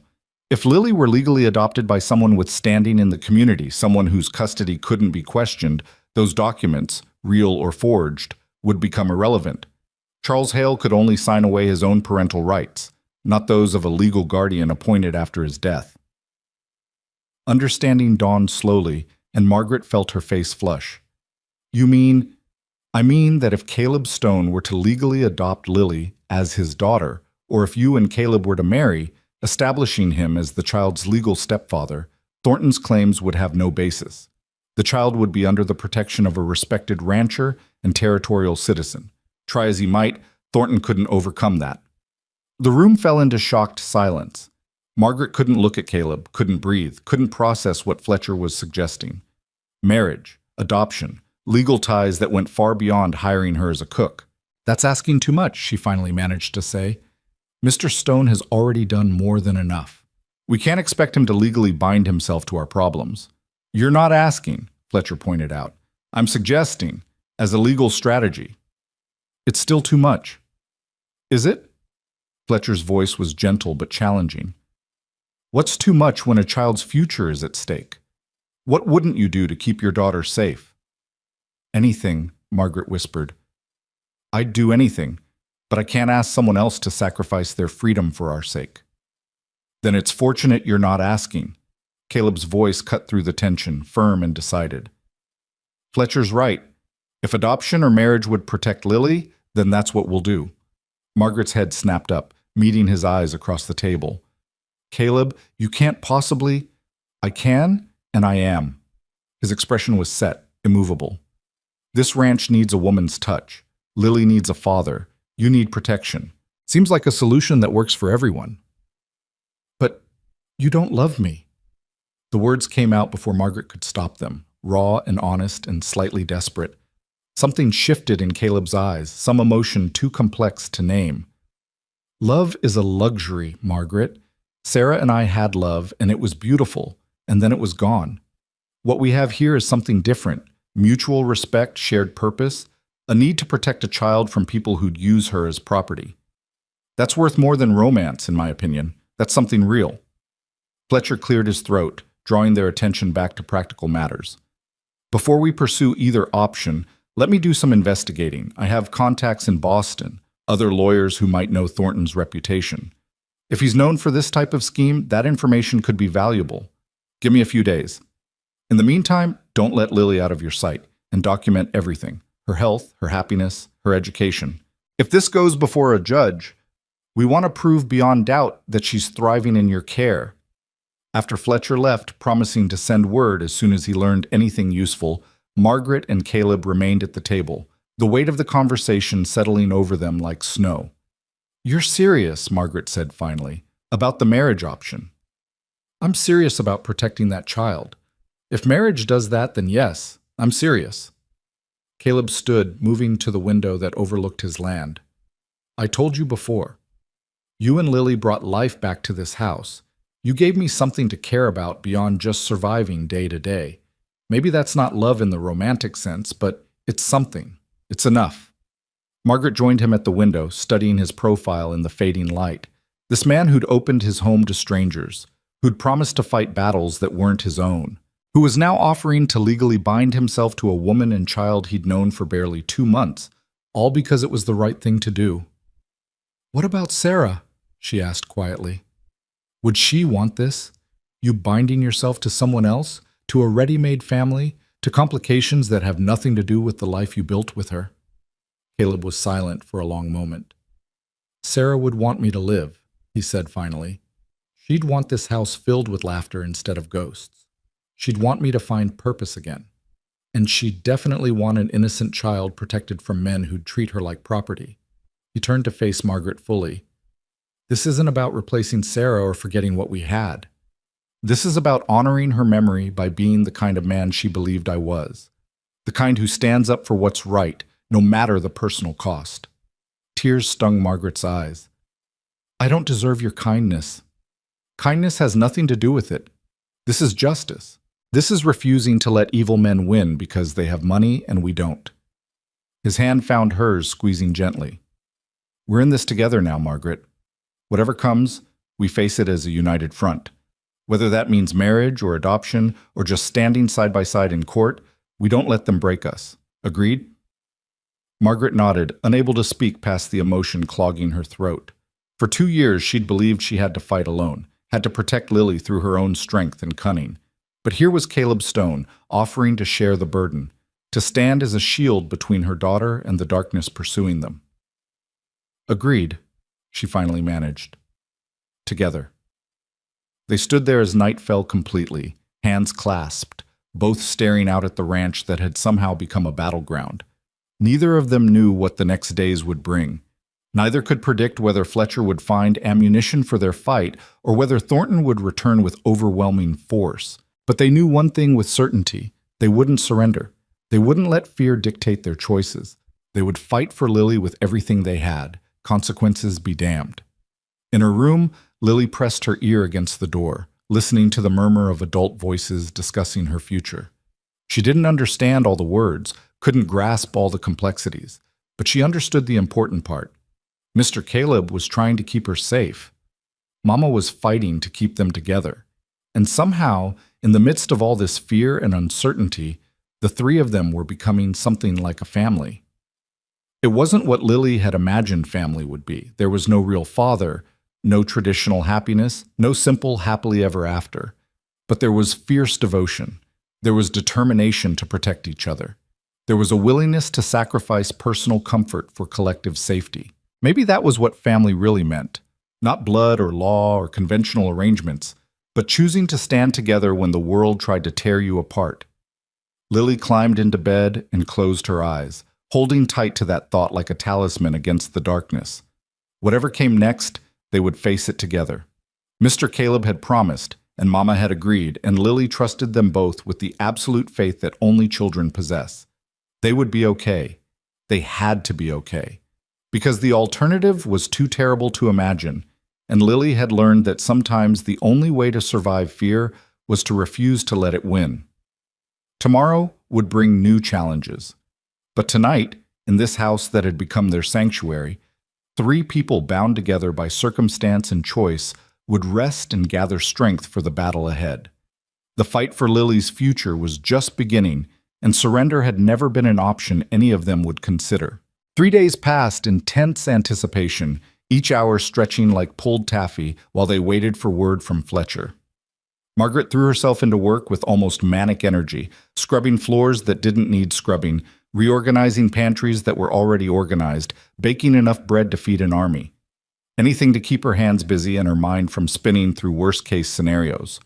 Caleb stayed closer to the house than usual, finding tasks that kept him within shouting distance. He repaired the porch railing that had been loose for months, replaced shingles on the barn roof, mended tack in the yard where he could see both doors. Tom and Miguel took turns keeping watch on the main road, ready to sound an alarm if Thornton or anyone else approached. Lily felt the tension like a physical presence, growing quieter each day, staying close to Margaret with an anxiety that broke her mother's heart. The child who'd begun to bloom in the safety of the ranch was retreating back into the frightened creature they'd been during their years of running. On the afternoon of the 3rd day, a rider appeared on the horizon. Not Fletcher, but a young man Margaret didn't recognize, carrying a leather satchel that marked him as a messenger. Her heart lurched into her throat as Caleb met him in the yard, accepting an envelope with grim determination. Fletcher sent word, Caleb said, returning to the house where Margaret waited with white-knuckled hands gripped together.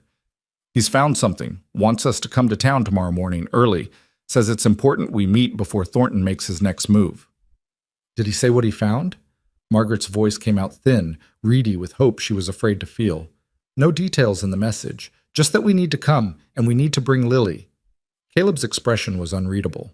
He also says to bring any papers you have from your marriage to Charles, anything that might prove dates or circumstances. Margaret's mind raced through their meager possessions. She had her marriage certificate, carefully preserved despite 2 years of running. She had Lily's birth certificate. She had a few letters Charles had written during a business trip early in their marriage, before everything fell apart. Not much, but perhaps enough. "We'll go," she said firmly. "All three of us. Whatever Fletcher's found, we face it together." That night, Margaret barely slept. She lay in the darkness, listening to Lily's breathing, trying to memorize the sound in case this was one of the last nights they'd share a room. The thought made her physically ill, but she forced herself to consider it.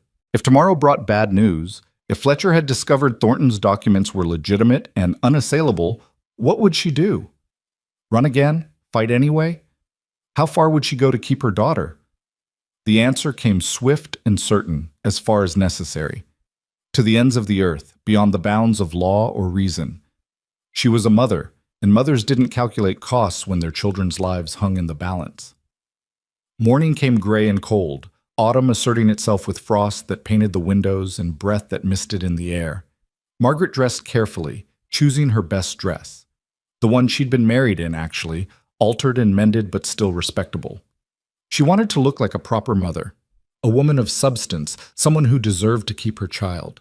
Lily wore her Sunday dress, the blue one with lace at the collar that Margaret had sewn herself. The child's face was pale, her eyes too large, but she held herself with a dignity that made Margaret's heart swell with fierce pride. Whatever else Charles had been, whatever mistakes he'd made, he'd given Margaret this extraordinary child. That counted for something.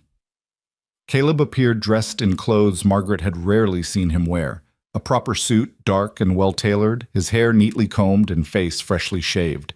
He looked like a different man, transformed from weathered rancher to respectable gentleman.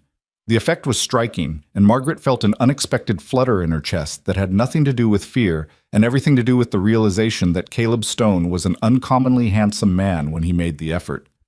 "Ready?" he asked, and Margaret nodded, taking Lily's hand and following him to the wagon he'd prepared. The ride to Stone Creek took just under an hour, the three of them silent with anticipation. Lily sat between Margaret and Caleb on the wagon seat, small and vulnerable, occasionally reaching out to touch first her mother's arm, then Caleb's, as if reassuring herself they were both still there. The town appeared gradually, buildings emerging from the morning mist like ships materializing from fog. Stone Creek was modest but prosperous, the kind of frontier community that had survived its wild early days and settled into something resembling civilization. The main street boasted a general store, a hotel, a saloon that had been converted to a respectable restaurant, a church, and at the far end, a small building that served as both courthouse and town hall. Fletcher's office occupied the second floor above the general store, accessible by an external staircase. The lawyer himself met them at the door, his expression grave but not without hope. That small spark of optimism in his eyes gave Margaret the courage to climb the stairs on legs that wanted to collapse beneath her. Inside, the office was cramped but organized, every surface covered with law books and papers and the accumulated tools of a man who'd spent his life navigating the complexities of justice. Fletcher gestured them to chairs arranged before his desk, then settled himself with the deliberate movements of someone about to deliver news that required careful handling. "First, let me say that I've learned quite a bit about your Mr. Thornton," Fletcher began, pulling a folder from his desk. "Richard Thornton is indeed a lawyer, licensed in Massachusetts, with a practice that specializes in what he calls debt recovery and asset reclamation. What that actually means is he finds creative ways to extract value from people who owe money to certain unsavory individuals." "So he does work for loan sharks," Margaret said.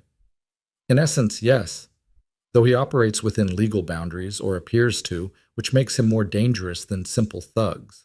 Fletcher opened the folder, revealing pages of notes. "I contacted an old colleague in Boston who was able to investigate Thornton's recent activities.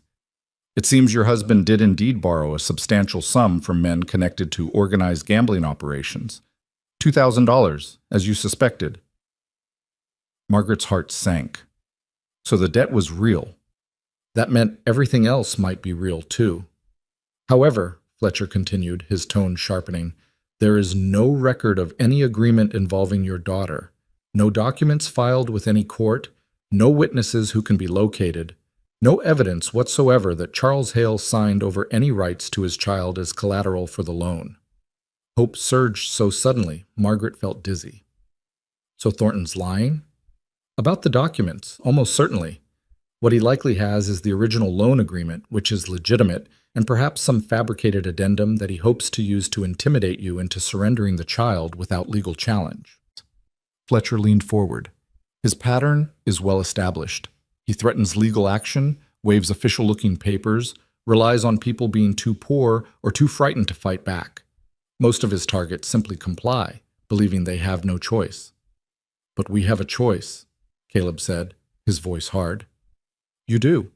We demand he present his evidence before a territorial judge. We challenge every document, every signature, every claim. And we have something he doesn't expect. We have you, Mr. Stone, willing to serve as guardian and protector. That changes everything.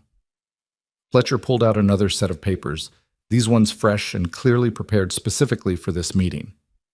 I took the liberty of drawing up 2 sets of documents. The first is an adoption petition, which would make Lily legally your daughter, Mr. Stone, with Mrs. Hale's consent. The second is a marriage license and a petition naming you as legal stepfather upon marriage. Either would effectively nullify any claim Thornton might fabricate, because Charles Hale's alleged agreements would become irrelevant once parental authority transfers to someone else. Margaret stared at the papers, her mind struggling to process. You want us to decide right now? Today? I want you to be prepared. Thornton will return, probably within the next few days. When he does, we need to present him with facts that make pursuing this case more trouble than it's worth. If Lily is legally under Mr. Stone's protection, Thornton's clients lose their leverage. The debt dies with Charles, as it legally should have from the beginning. Caleb reached across and took the papers, studying them with careful attention. Margaret watched his face, trying to read his thoughts, wondering if he was having second thoughts about the enormous commitment he'd offered so readily. But when he looked up, his expression was resolute. Which option is stronger legally? Marriage, Fletcher said without hesitation. Adoption can be challenged, claiming the mother was coerced or incompetent. But a legitimate marriage between 2 adults creates a family unit that's much harder to attack. You become Lily's stepfather with full parental authority. Mrs. Hale remains her mother. The child has 2 legal guardians instead of 1.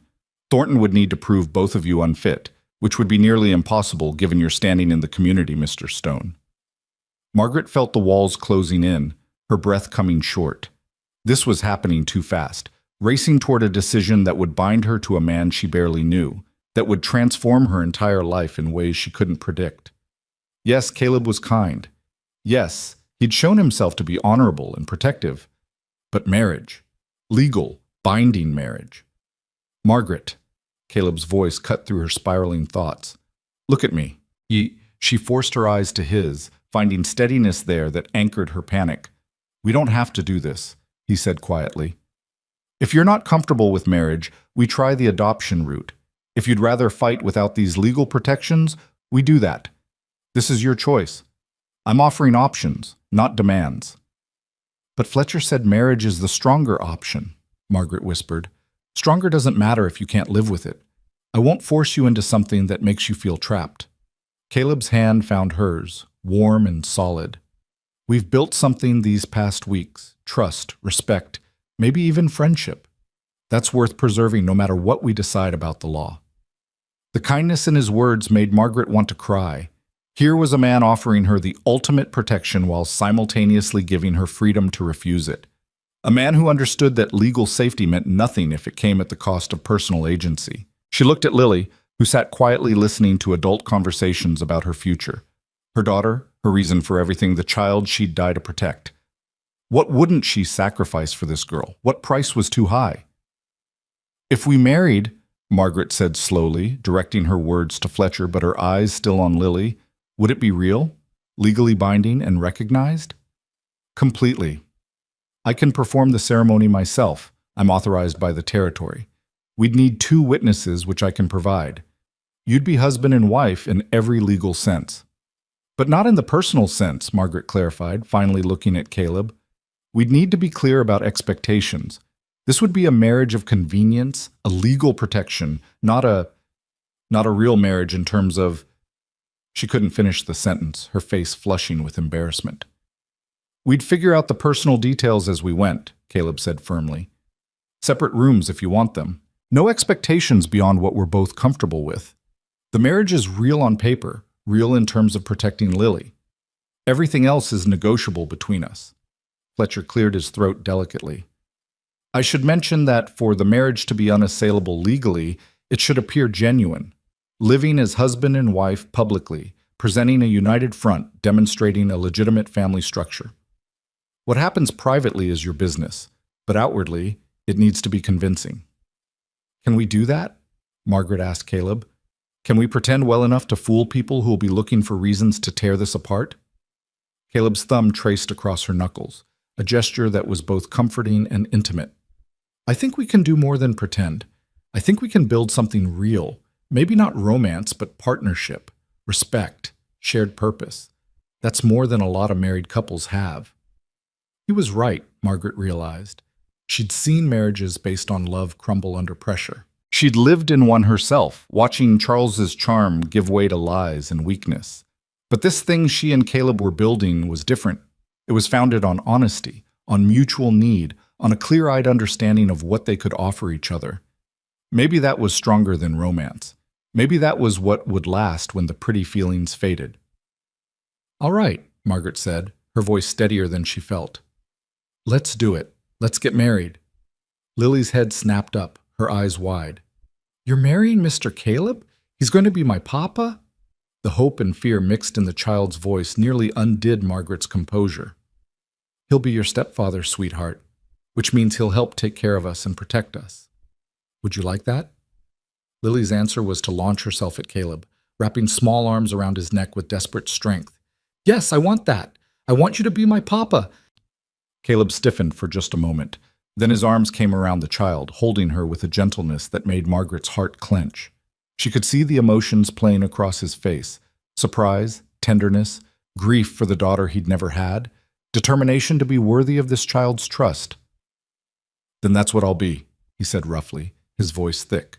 Your papa, and I'll do my best to be a good one. Fletcher, practical man that he was, pulled out his pocket watch. If we're doing this, we should do it now. I can have the witnesses here within the hour. The license just needs signatures. You can be married by noon. Everything was moving so fast, but Margaret found herself nodding. Yes, now. Before she could overthink it, before fear could convince her to run again, before Thornton could return and destroy this fragile hope they were constructing. I'll need to step out for a few minutes, Fletcher said, standing. Make yourselves comfortable. Help yourselves to water from the pitcher there. I'll return shortly with witnesses and we'll proceed. After he left, the three of them sat in thick silence. Lily remained on Caleb's lap, playing with one of his collar buttons, comfortable in a way she'd never been with any man except her father. Margaret watched them together and felt something shift in her chest, some locked door beginning to open. Are you sure? She asked Caleb quietly. Truly sure? This is your last chance to back out without consequence. Caleb met her eyes over Lily's head. I'm sure. Are you? I'm terrified, Margaret admitted. But I'm sure. This is right. For Lily, for the protection she needs. Maybe even for us. Maybe even for us, Caleb agreed. Strange how life works, isn't it? 2 months ago, I was a man who'd given up on everything except surviving day to day. Now I'm about to become a husband again, and a father for the first time. If someone had told me that morning you knocked on my door that this is where we'd end up, I'd have called them crazy. Would you have opened the door if you'd known? He was quiet for a moment, considering. Yes, he finally said. Even knowing all the complications, all the danger, all the ways this could go wrong, yes, because you and Lily gave me something I'd lost. You gave me a reason to care about tomorrow. The simple honesty of it made Margaret's eyes sting with tears. She reached across and took his free hand, the one not supporting Lily, and squeezed. Then let's build that tomorrow together, as partners, as a family. As a family, Caleb agreed. Fletcher returned 45 minutes later with 2 witnesses, a middle-aged woman who ran the general store below, and a banker named Morrison who Caleb seemed to know well. They were both clearly curious about the sudden marriage, but too polite to ask probing questions. The ceremony itself was brief and businesslike. Nothing like the romantic wedding Margaret had imagined as a young girl, or even the modest ceremony she'd had with Charles. Fletcher read the required words from a book, asking if they took each other as husband and wife. Margaret heard herself say, "I do," in a voice that sounded steadier than she felt. Caleb's "I do" was firm, decisive, leaving no room for doubt. "Do you have rings?" Fletcher asked. They didn't. Margaret hadn't even thought about rings. But Caleb reached into his pocket and pulled out a simple gold band. "This was Sarah's," he said quietly, holding it out to Margaret. "If you're comfortable wearing it." She would have wanted it to be used, not sitting in a drawer. Margaret took the ring with trembling fingers. It felt heavy, weighted with history and meaning. "Are you certain?" This was hers. And now it's yours. Different marriage, different circumstances, but still a promise to build something together. She'd approve. Caleb's voice was gentle but sure. Margaret slipped the ring onto her finger. It fit perfectly, as if it had been made for her. She had nothing to give Caleb in return, but he shook his head when she started to apologize. "We'll figure out the details later. For now, this is enough." "Then by the power vested in me by Montana Territory," Fletcher intoned, "I pronounce you husband and wife. Mr. Stone, you may kiss your bride if you wish." Caleb leaned forward and pressed a chaste kiss to Margaret's forehead, a gesture that was more promise than passion. She found herself grateful for his restraint, for his understanding that this moment was complicated enough without adding physical expectation. The witnesses signed the certificate. Fletcher notarized it with official stamps and seals. And just like that, Margaret Hale became Margaret Stone, and Lily gained a stepfather, and Caleb Stone found himself responsible for two people who'd arrived at his door less than 2 months ago. "Congratulations," Fletcher said, genuine warmth in his voice. "Now, let's make sure this marriage does what it needs to do, protect your family from those who'd tear it apart." The rest of the day was spent in Fletcher's office, preparing for Thornton's inevitable return. They reviewed every legal angle, every potential argument, every piece of evidence that proved Lily was thriving in their care. Fletcher coached them on what to say, how to present themselves, how to make clear that this family would not be intimidated by threats or fraudulent documents. By the time they left Stone Creek in the late afternoon, Margaret felt both exhausted and strangely energized. She was married. She had legal protection for Lily. She had a partner in this fight instead of facing it alone. The fear that had been her constant companion for 2 years had finally begun to loosen its grip. On the wagon ride home, Lily chattered happily about having a papa, already claiming Caleb as fully as if he'd always been part of her life. Margaret listened with half an ear, her mind processing everything that had happened, everything that had changed. She was married to Caleb Stone. It was a fact that didn't quite feel real yet, though the ring on her finger was solid proof. They'd need to figure out so many things: sleeping arrangements, household routines, how to navigate the strange territory between legal partnership and actual intimacy. But they had time for that. Right now, the important thing was that they'd taken away Thornton's power over them. "What are you thinking?" Caleb asked quietly, his voice pitched below Lily's excited monologue. "That I'm grateful," Margaret answered honestly, "and terrified, and hopeful, all at once." "That seems about right," Caleb said. "I'm feeling similar things, but mostly I'm feeling ready. Ready to face Thornton when he comes back. Ready to fight for what's ours." "What's ours?" Margaret repeated, testing the words. "That still sounds strange." "It'll sound less strange the more we say it. Give it time." Caleb's hand found hers on the seat between them, threading their fingers together. "We're in this together now. Legally, officially, completely. That means something, Margaret. That means you're not alone anymore." The words unlocked something in Margaret's chest, some tight knot of fear and loneliness she'd been carrying so long she'd forgotten it was there. She wasn't alone. She had a partner, a husband, someone who'd chosen to stand beside her knowing full well the danger it invited. Maybe Fletcher was right. Maybe they could build something real from this practical foundation. Maybe respect and shared purpose could grow into something deeper, given time and patience and willingness. They arrived back at the ranch as sunset painted the sky in shades of orange and gold. Tom met them in the yard, his face breaking into a wide grin when Caleb explained what they'd done. "About damn time someone brought sense to this situation," Tom said, clapping Caleb on the shoulder. Congratulations to you both. Lily, you got yourself a good papa. He'll take care of you right. I know, Lily said confidently. He's the best papa in the whole world. Caleb's expression softened at the child's absolute faith. He scooped Lily up, settling her on his hip with an ease that suggested he was already growing accustomed to fatherhood. Let's get you inside, little one. It's been a long day. Margaret followed them into the house. Their house now, legally and officially. She stood in the kitchen that had become her domain and felt the shift in everything. This wasn't just the place where she worked. This was her home. Caleb wasn't just her employer. He was her husband. They weren't just survivors sheltering together. They were a family, bound by law and choice and determination. That night, after Lily was tucked into bed, Margaret and Caleb stood in the hallway between their rooms, the awkwardness of their new situation suddenly overwhelming. I'll take the spare room, Caleb said immediately. You and Lily keep the one you've been using. We'll figure out better arrangements later, but for now, that's fine, Margaret said quickly, relief and something that might have been disappointment mixing in her chest. We should probably talk, though, about expectations, about how we navigate this. They moved to the kitchen, sitting across from each other at the table where they'd shared so many meals. The lamp burned low between them, casting shadows that softened the harsh edges of reality. I meant what I said earlier, Caleb began. This marriage is real legally, but what it becomes personally is up to both of us. I won't pressure you for anything you're not ready to give. We're partners first. Everything else comes if and when it feels right. Thank you for understanding that, Margaret said. I need time to adjust to this. To being married again, to sharing a life with someone, to trusting that this is real and stable. Take all the time you need. We've got nothing but time. Caleb paused, then added, but in public, we need to be convincing. Thornton or others will look for cracks they can exploit. So when we're in town, when people visit, we need to appear like what we are. A married couple building a life together. I can do that, Margaret assured him.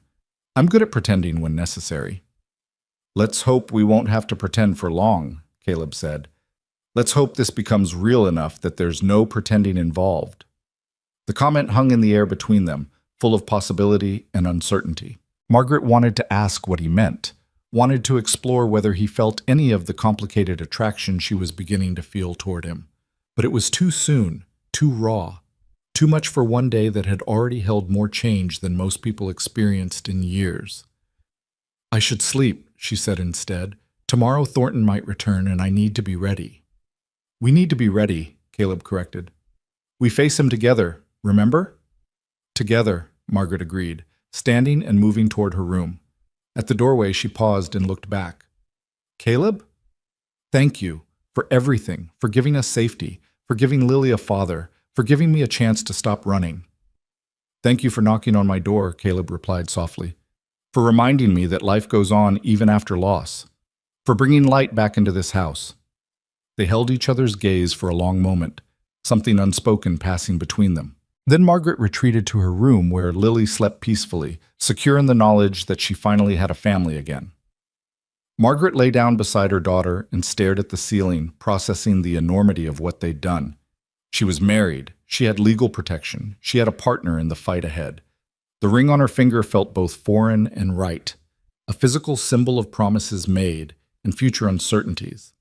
Tomorrow might bring Thornton and his threats, but tonight, in this house that had become home, with a child sleeping peacefully and a good man standing guard, Margaret allowed herself something she hadn't felt in 2 years.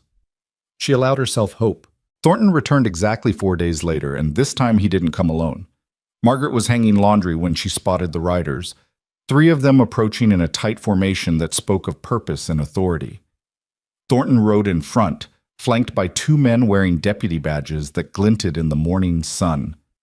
Her heart seized, every instinct screaming to grab Lily and run, but she forced herself to stand firm. Running was what the old Margaret would have done. The new Margaret, Margaret Stone, wife and protected woman, would stand her ground. "Caleb!" she called, her voice carrying across the yard with remarkable steadiness. "We have visitors." He emerged from the barn within seconds, Tom and Miguel right behind him. The 3 men positioned themselves between the house and the approaching riders, a human wall of protection. Margaret saw Caleb's hand rest casually on his hip, close to where she knew he kept his pistol. The gesture was subtle, but unmistakable. Thornton dismounted with his characteristic grace, his expensive suit somehow still immaculate despite the dusty ride. The deputies stayed mounted, their faces professionally neutral, but their hands never far from their weapons. Margaret recognized the tactic, overwhelming force designed to intimidate before a word was even spoken. "Mr. Stone," Thornton said with false pleasantness. "Mrs. Hale, I've returned as promised, this time with proper legal authority." He gestured to the deputies. "These gentlemen are here to witness the transfer of custody of the minor child Lily Hale to her rightful guardians as specified in the agreements made by her late father." "There's been a development you should know about," Caleb said calmly. "Mrs. Hale is no longer Mrs. Hale. She's Mrs. Stone, my wife, which makes Lily my stepdaughter and under my legal protection as her father." The words landed like physical blows. Thornton's composed expression cracked for just a moment, revealing fury and calculation before he smoothed it back into professional courtesy. "Is that so? How convenient. And when did this marriage allegedly take place?" 4 days ago, legally performed and recorded by Augustus Fletcher, witnessed and notarized according to territorial law. Caleb pulled folded papers from his pocket. "Marriage certificate, right here, along with documentation of my petition to assume full parental rights and responsibilities for Lily Stone, formerly Lily Hale." One of the deputies leaned forward in his saddle. "You're saying the child's been legally adopted?" "I'm saying she has a new father, a stable home, and legal protection that supersedes any claims made against her deceased father's estate." Caleb's voice was steel wrapped in silk. "Whatever documents Mr. Thornton is carrying, they became irrelevant the moment Margaret and I married, and I claimed Lily as my daughter." Thornton's jaw tightened. "You can't simply marry your way out of legal obligations. The agreements Charles Hale made can only be enforced if there's a legitimate claim," Margaret interrupted, stepping forward to stand beside Caleb, "which there isn't. Charles never signed over custody of our daughter. He couldn't have because he loved her and would have died before allowing her to be used as collateral. Whatever papers you have are forgeries, Mr. Thornton. We all know it, and if you force this to go before a judge, the whole world will know it too." "Those are serious accusations, Mrs. Stone." Thornton's use of her married name was sharp, mocking. Accusing an officer of the court of forgery could have consequences. "So could attempting to kidnap a child under false pretenses," Caleb shot back. "Sheriff Morrison might be interested to hear about a Boston lawyer trying to remove a territorial citizen's daughter based on questionable documentation. The sheriff takes a dim view of outsiders causing trouble in his jurisdiction." The second deputy shifted uncomfortably. "Mr. Thornton, if there's a dispute about the legitimacy of these documents, maybe we should wait for—" "The documents are legitimate," Thornton insisted, but there was a thread of uncertainty in his voice now. "I have witnesses, signatures, proper legal—" "Then present them before a judge," Fletcher's voice cut through the tension. The lawyer had appeared from the direction of the road, riding a horse with surprising speed for a man his age. "Present them before Judge Hawthorne in territorial court. Let's examine these documents in proper legal proceedings where forgery can be properly assessed." Thornton's face darkened. "This is none of your concern, Fletcher. On the contrary, it's entirely my concern. I represent Mr. and Mrs. Stone, and I won't allow you to intimidate my clients or attempt to remove a child from her legal guardians without proper judicial review." Fletcher dismounted and pulled his own sheaf of papers from his saddlebag. "I've done some investigating into your methods, Mr. Thornton. Seems you've pulled this scheme before, threatening legal action based on fabricated documents, relying on people being too poor or frightened to fight back. But the Stones aren't poor, and they're not frightened. They're prepared to fight this all the way to territorial Supreme Court if necessary." One of the deputies cleared his throat. "Mr. Thornton, if there's question about the document's validity, we can't proceed with removing the child. We'd need a court order from Judge Hawthorne, and he'd want to review everything first." "I have a court order," Thornton snapped, pulling an envelope from his coat. "Right here, signed by a federal magistrate in Boston." "A federal magistrate has no jurisdiction over territorial custody matters," Fletcher said immediately. "Any first-year law student knows that. Montana Territory governs its own domestic issues. You need a territorial judge's order, Mr. Thornton, and you don't have one." The deputies exchanged glances. The first one spoke carefully. "Sir, if Mr. Fletcher's right about jurisdiction, we can enforce a federal order on territorial matters. We'd need to take this before Judge Hawthorne." Thornton's mask of civility was crumbling fast, revealing the calculating predator beneath. "You're all making a serious mistake. My clients don't appreciate being denied what they're legally owed. There will be consequences for this obstruction." "The only consequence will be the truth coming out," Margaret said, her voice ringing with newfound strength. "The truth that you prey on desperate people, that you fabricate documents, that you use the appearance of legal authority to terrorize families. I'm done being afraid of you. I'm done running. You want Lily? You'll have to go through me, my husband, our lawyer, and every person in this territory who believes parents have the right to protect their children from criminals hiding behind law licenses." The words hung in the air like a battle cry. Margaret saw Thornton's eyes narrow, saw him calculate whether pushing this fight was worth the risk of exposure. She held her breath, waiting for his response, prepared for violence if it came. But it was Lily who broke the stalemate. The child emerged from where she'd been hiding behind Tom, her small face set with determination that echoed her mother's. She walked straight to Caleb and took his hand, looking up at Thornton with eyes that held no fear, only defiance. "This is my papa," she said clearly. "My real papa died, but now I have a new papa who loves me and keeps me safe. You can't take me away from my mama and papa. We're a family." The simple declaration, spoken with a child's absolute certainty, seemed to crystallize everything. Here was a girl who'd found safety and love. Here was a family that had chosen each other. Here was truth standing against corruption. Even the deputies seemed moved. The first one cleared his throat again. "Mr. Thornton, I think we need to head back to town and consult with Sheriff Morrison about proper procedures. The situation's more complicated than you indicated when you hired us." "I didn't hire you. I requisitioned your assistance under legal authority."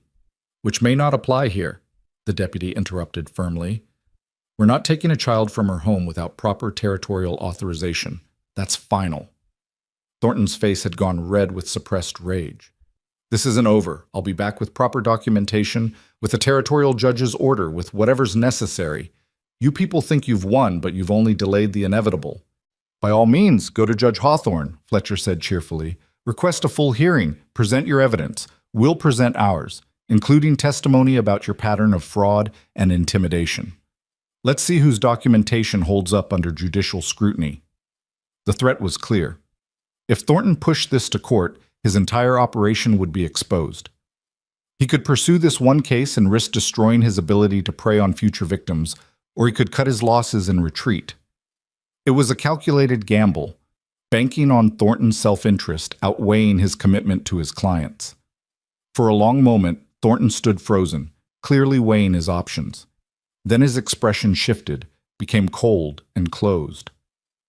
"My clients will be informed of this obstruction. Whatever consequences follow are on your heads." He swung back into his saddle with violent grace. "This territory is more backward and lawless than I was led to believe. No wonder you all hide out here in the wilderness. Civilized society would never tolerate such disregard for legal obligations." Or maybe civilized society is what you find when people care more about protecting children than collecting debts, Caleb said quietly. "You're welcome to test that theory in our courts, Thornton, but something tells me you won't be back." Thornton yanked his horse's reins and rode off without another word, the deputies following with obvious relief at escaping the situation. The 5 adults watched until the riders disappeared into the distance, nobody speaking until the hoofbeats faded completely. Then Margaret's legs gave out. She sank to her knees in the dusty yard, gasping for breath she couldn't seem to catch. The fear she'd held at bay through sheer will came flooding back, making her shake so violently she couldn't control it. Caleb was beside her instantly, his arms around her, his voice low and steady in her ear. "It's over. He's gone. You're safe." "He could come back," Margaret gasped. "He could bring a real judge, real documents." "He won't," Fletcher said with certainty. "I've seen men like Thornton before. They're predators who rely on fear and confusion. Once their prey shows teeth, once the fight becomes expensive and public, they move on to easier targets. He knows now that pursuing this case means exposing his methods. He can't risk that. But his clients, the men Charles owed money to, will cut their losses. $2,000 is substantial, but it's not worth the scrutiny this would bring. They operate in shadows. This fight would shine light into places they can't afford to have examined. Fletcher crouched down beside Margaret. You won, Mrs. Stone. You stood your ground, and you won. Margaret looked up at Lily, who was watching her mother with worried eyes. The child had been so brave, speaking up when it mattered most, claiming her family with a conviction that had turned the tide. Whatever else happened, Lily would remember this day. Remember that her mother had fought for her, that Caleb had stood as her father, that family meant people who protected each other against impossible odds. Come here, sweetheart, Margaret said, opening her arms.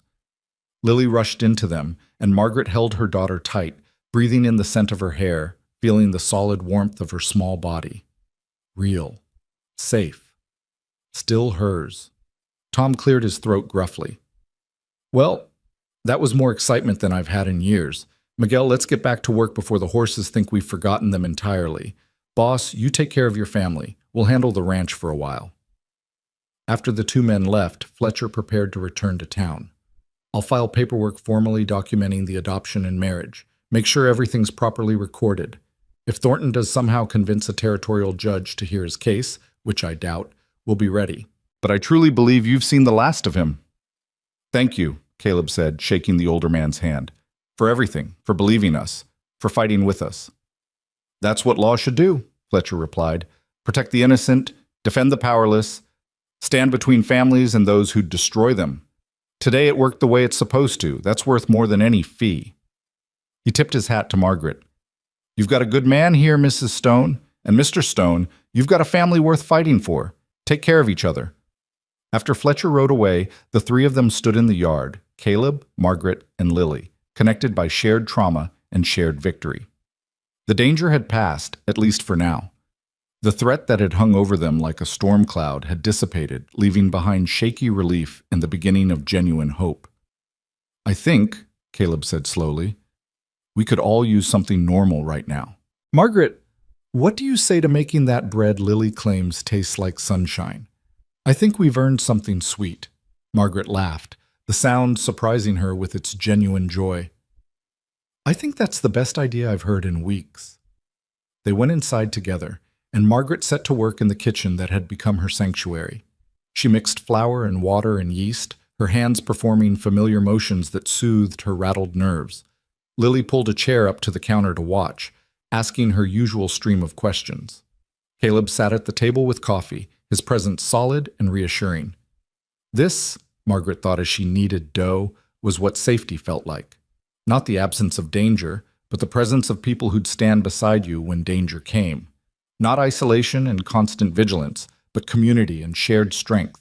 As the bread baked, filling the house with warmth and the yeasty scent of rising dough, Margaret found herself really looking at her life for the first time in years. She had a home, a real home, not just a temporary shelter. She had a partner, a man who'd proven his worth in the most fundamental way by choosing to protect when protection came at personal cost. She had her daughter, safe and happy, and beginning to believe the world could be kind. It wasn't what she'd imagined when she'd knocked on Caleb Stone's door 8 weeks ago. It wasn't the life she'd planned when she married Charles or when she became a mother. But it was real, and it was hers, and it was worth every terrifying moment that had led to this kitchen, this day, this new beginning. Over the following weeks, life on Stone Creek Ranch settled into rhythms that felt less like performance and more like genuine existence. Margaret and Caleb navigated their unusual marriage with careful respect, maintaining separate bedrooms but sharing meals and decisions and the countless small intimacies of daily life. They learned each other's habits and preferences, discovered shared humor in unexpected places, built the foundation of partnership that Fletcher had suggested might grow into something more. Lily flourished. The child who'd been so careful, so guarded, began to open like a flower, finally getting enough sunlight. She laughed freely, ran through the ranch without looking over her shoulder, asked Tom endless questions about ranch life, and started calling Caleb Papa with unconscious ease. She began attending the small school in Stone Creek, making friends with other children, bringing home stories about spelling bees and playground games and all the normal concerns of childhood that she'd been denied during years of running. Margaret watched her daughter's transformation with gratitude so profound it sometimes brought her to tears. This was what she'd been fighting for, not just survival, but the chance for Lily to be a child, to have stability and security and the freedom to dream about the future instead of fear it. The women of Stone Creek, once they learned about the new marriage, welcomed Margaret with a warmth that surprised her. They brought gifts, jars of preserves, embroidered linens, recipes scribbled on scraps of paper. They included her in their sewing circles and church socials, treating her not as an outsider or a woman with a suspicious past, but as one of their own. Caleb's reputation protected her, yes, but it was Margaret herself who earned their respect through kindness and competence and genuine interest in their lives. News came through Tom one afternoon about 6 weeks after Thornton's departure. The ranch hand had been in town and heard gossip from the telegraph operator. That lawyer fellow, Thornton, he was arrested in Denver. Seems he tried his document scheme on the wrong family, someone with connections to the territorial governor. They investigated his past cases and found a pattern of fraud. He's facing criminal charges now. Margaret felt the last knot of fear finally unwind. Thornton couldn't hurt them anymore. He couldn't hurt anyone anymore. The monster that had chased them across half the country was caged. That night, after Lily was asleep, Margaret found Caleb on the porch, watching stars emerge in the darkening sky. She settled into the chair beside him, comfortable in the silence they'd learned to share. "Fletcher was right," she said finally. "We won." "We did," Caleb agreed. "You stood your ground when you could have run. That took courage." "I had help standing. I couldn't have done it alone." Margaret turned to look at him. This man who'd become her husband almost by accident, but who'd proven himself worthy of the title in every way that mattered. "Thank you, Caleb, for everything, for taking us in, for marrying me to keep Lily safe, for being the father she needed." "I should be thanking you," Caleb said quietly. "You brought my house back to life. You gave me reasons to care about tomorrow instead of just surviving today. You and Lily, you saved me, Margaret, more than you probably know." Something in his voice made Margaret's heart beat faster. They'd been dancing around this for weeks, this awareness of each other that went beyond practical partnership, the accidental touches that lingered a moment too long, the glances that carried weight beyond their apparent meaning. The growing sense that what they'd built together could become something more if they were brave enough to let it. "Caleb," Margaret said carefully, "when we married, you said we'd figure out the personal details as we went, that we'd take time to see what this could become beyond legal convenience." "I remember. I think—" She paused, gathering courage. "I think I'm ready to figure some of those details out, if you are." Caleb was quiet for a long moment. When he spoke, his voice was rough with emotion he wasn't quite managing to hide. "I loved Sarah. I'll always love her. That doesn't go away." "I know. I'm not asking you to forget her or replace what you had. But," Caleb continued, reaching over to take Margaret's hand, "I've learned these past months that the heart has more capacity than I thought, that you can love someone who's gone and still open yourself to loving someone who's here.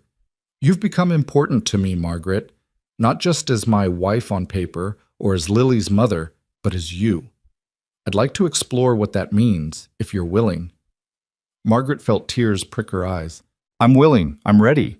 It won't be perfect. We're both carrying too much history for perfect. But maybe we can build something real anyway. Something that honors where we've been while reaching toward where we want to go."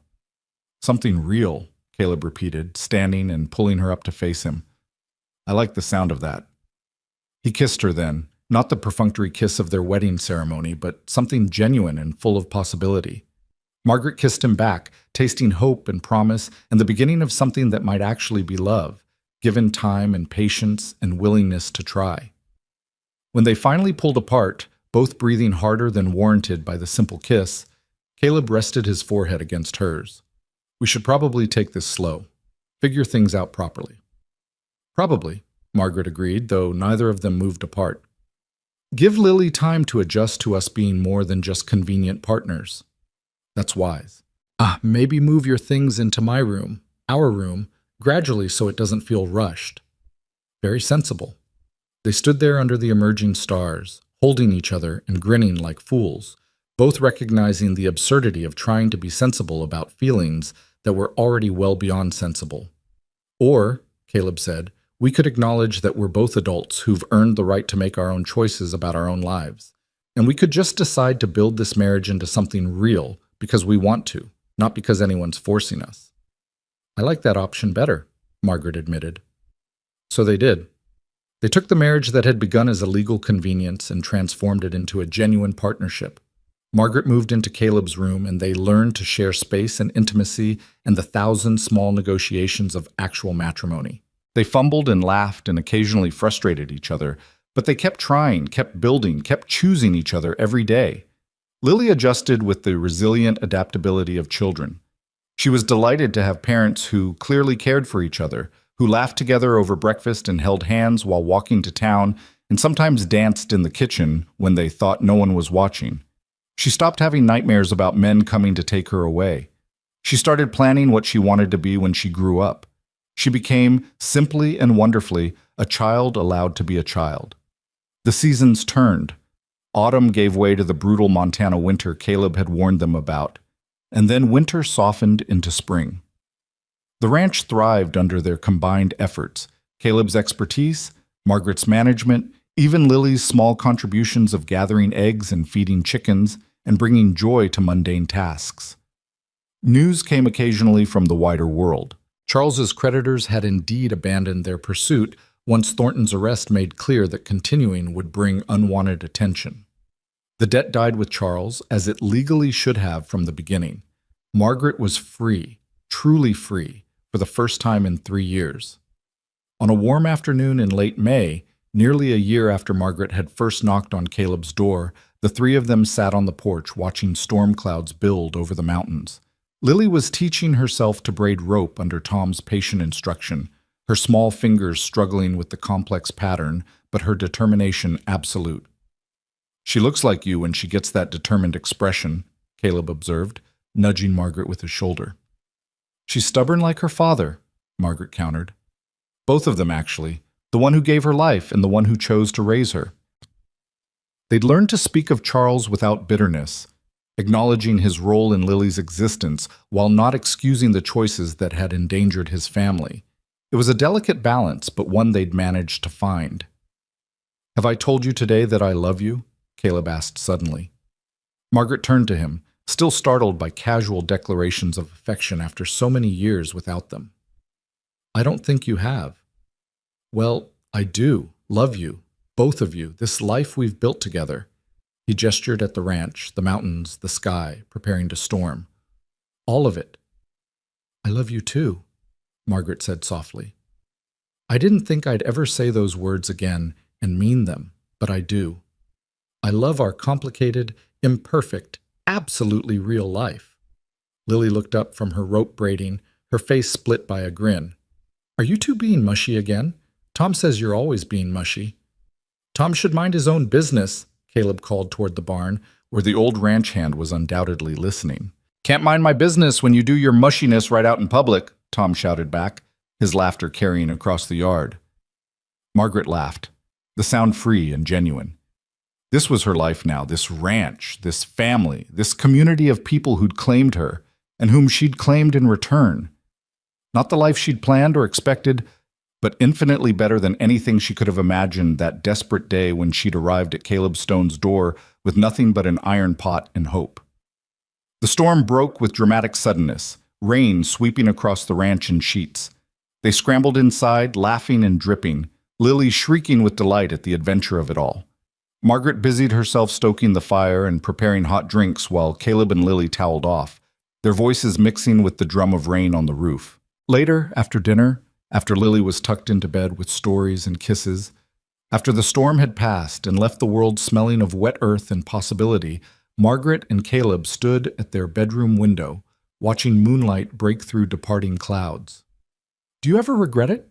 Margaret asked, "opening your door that night, saying yes to all this complication?" Caleb pulled her close, his arms secure around her waist. "Not for a single moment. Best decision I ever made, letting you and Lily into my life." You taught me something important. What's that? That family isn't just about blood or law or even love, though those things matter. Family is about choosing to stand together when the world tries to tear you apart. It's about protection and partnership and building something worth defending. He kissed her temple. You knocked on my door offering to cook. What you really offered was a reason to start living again. I'll be grateful for that until the day I die.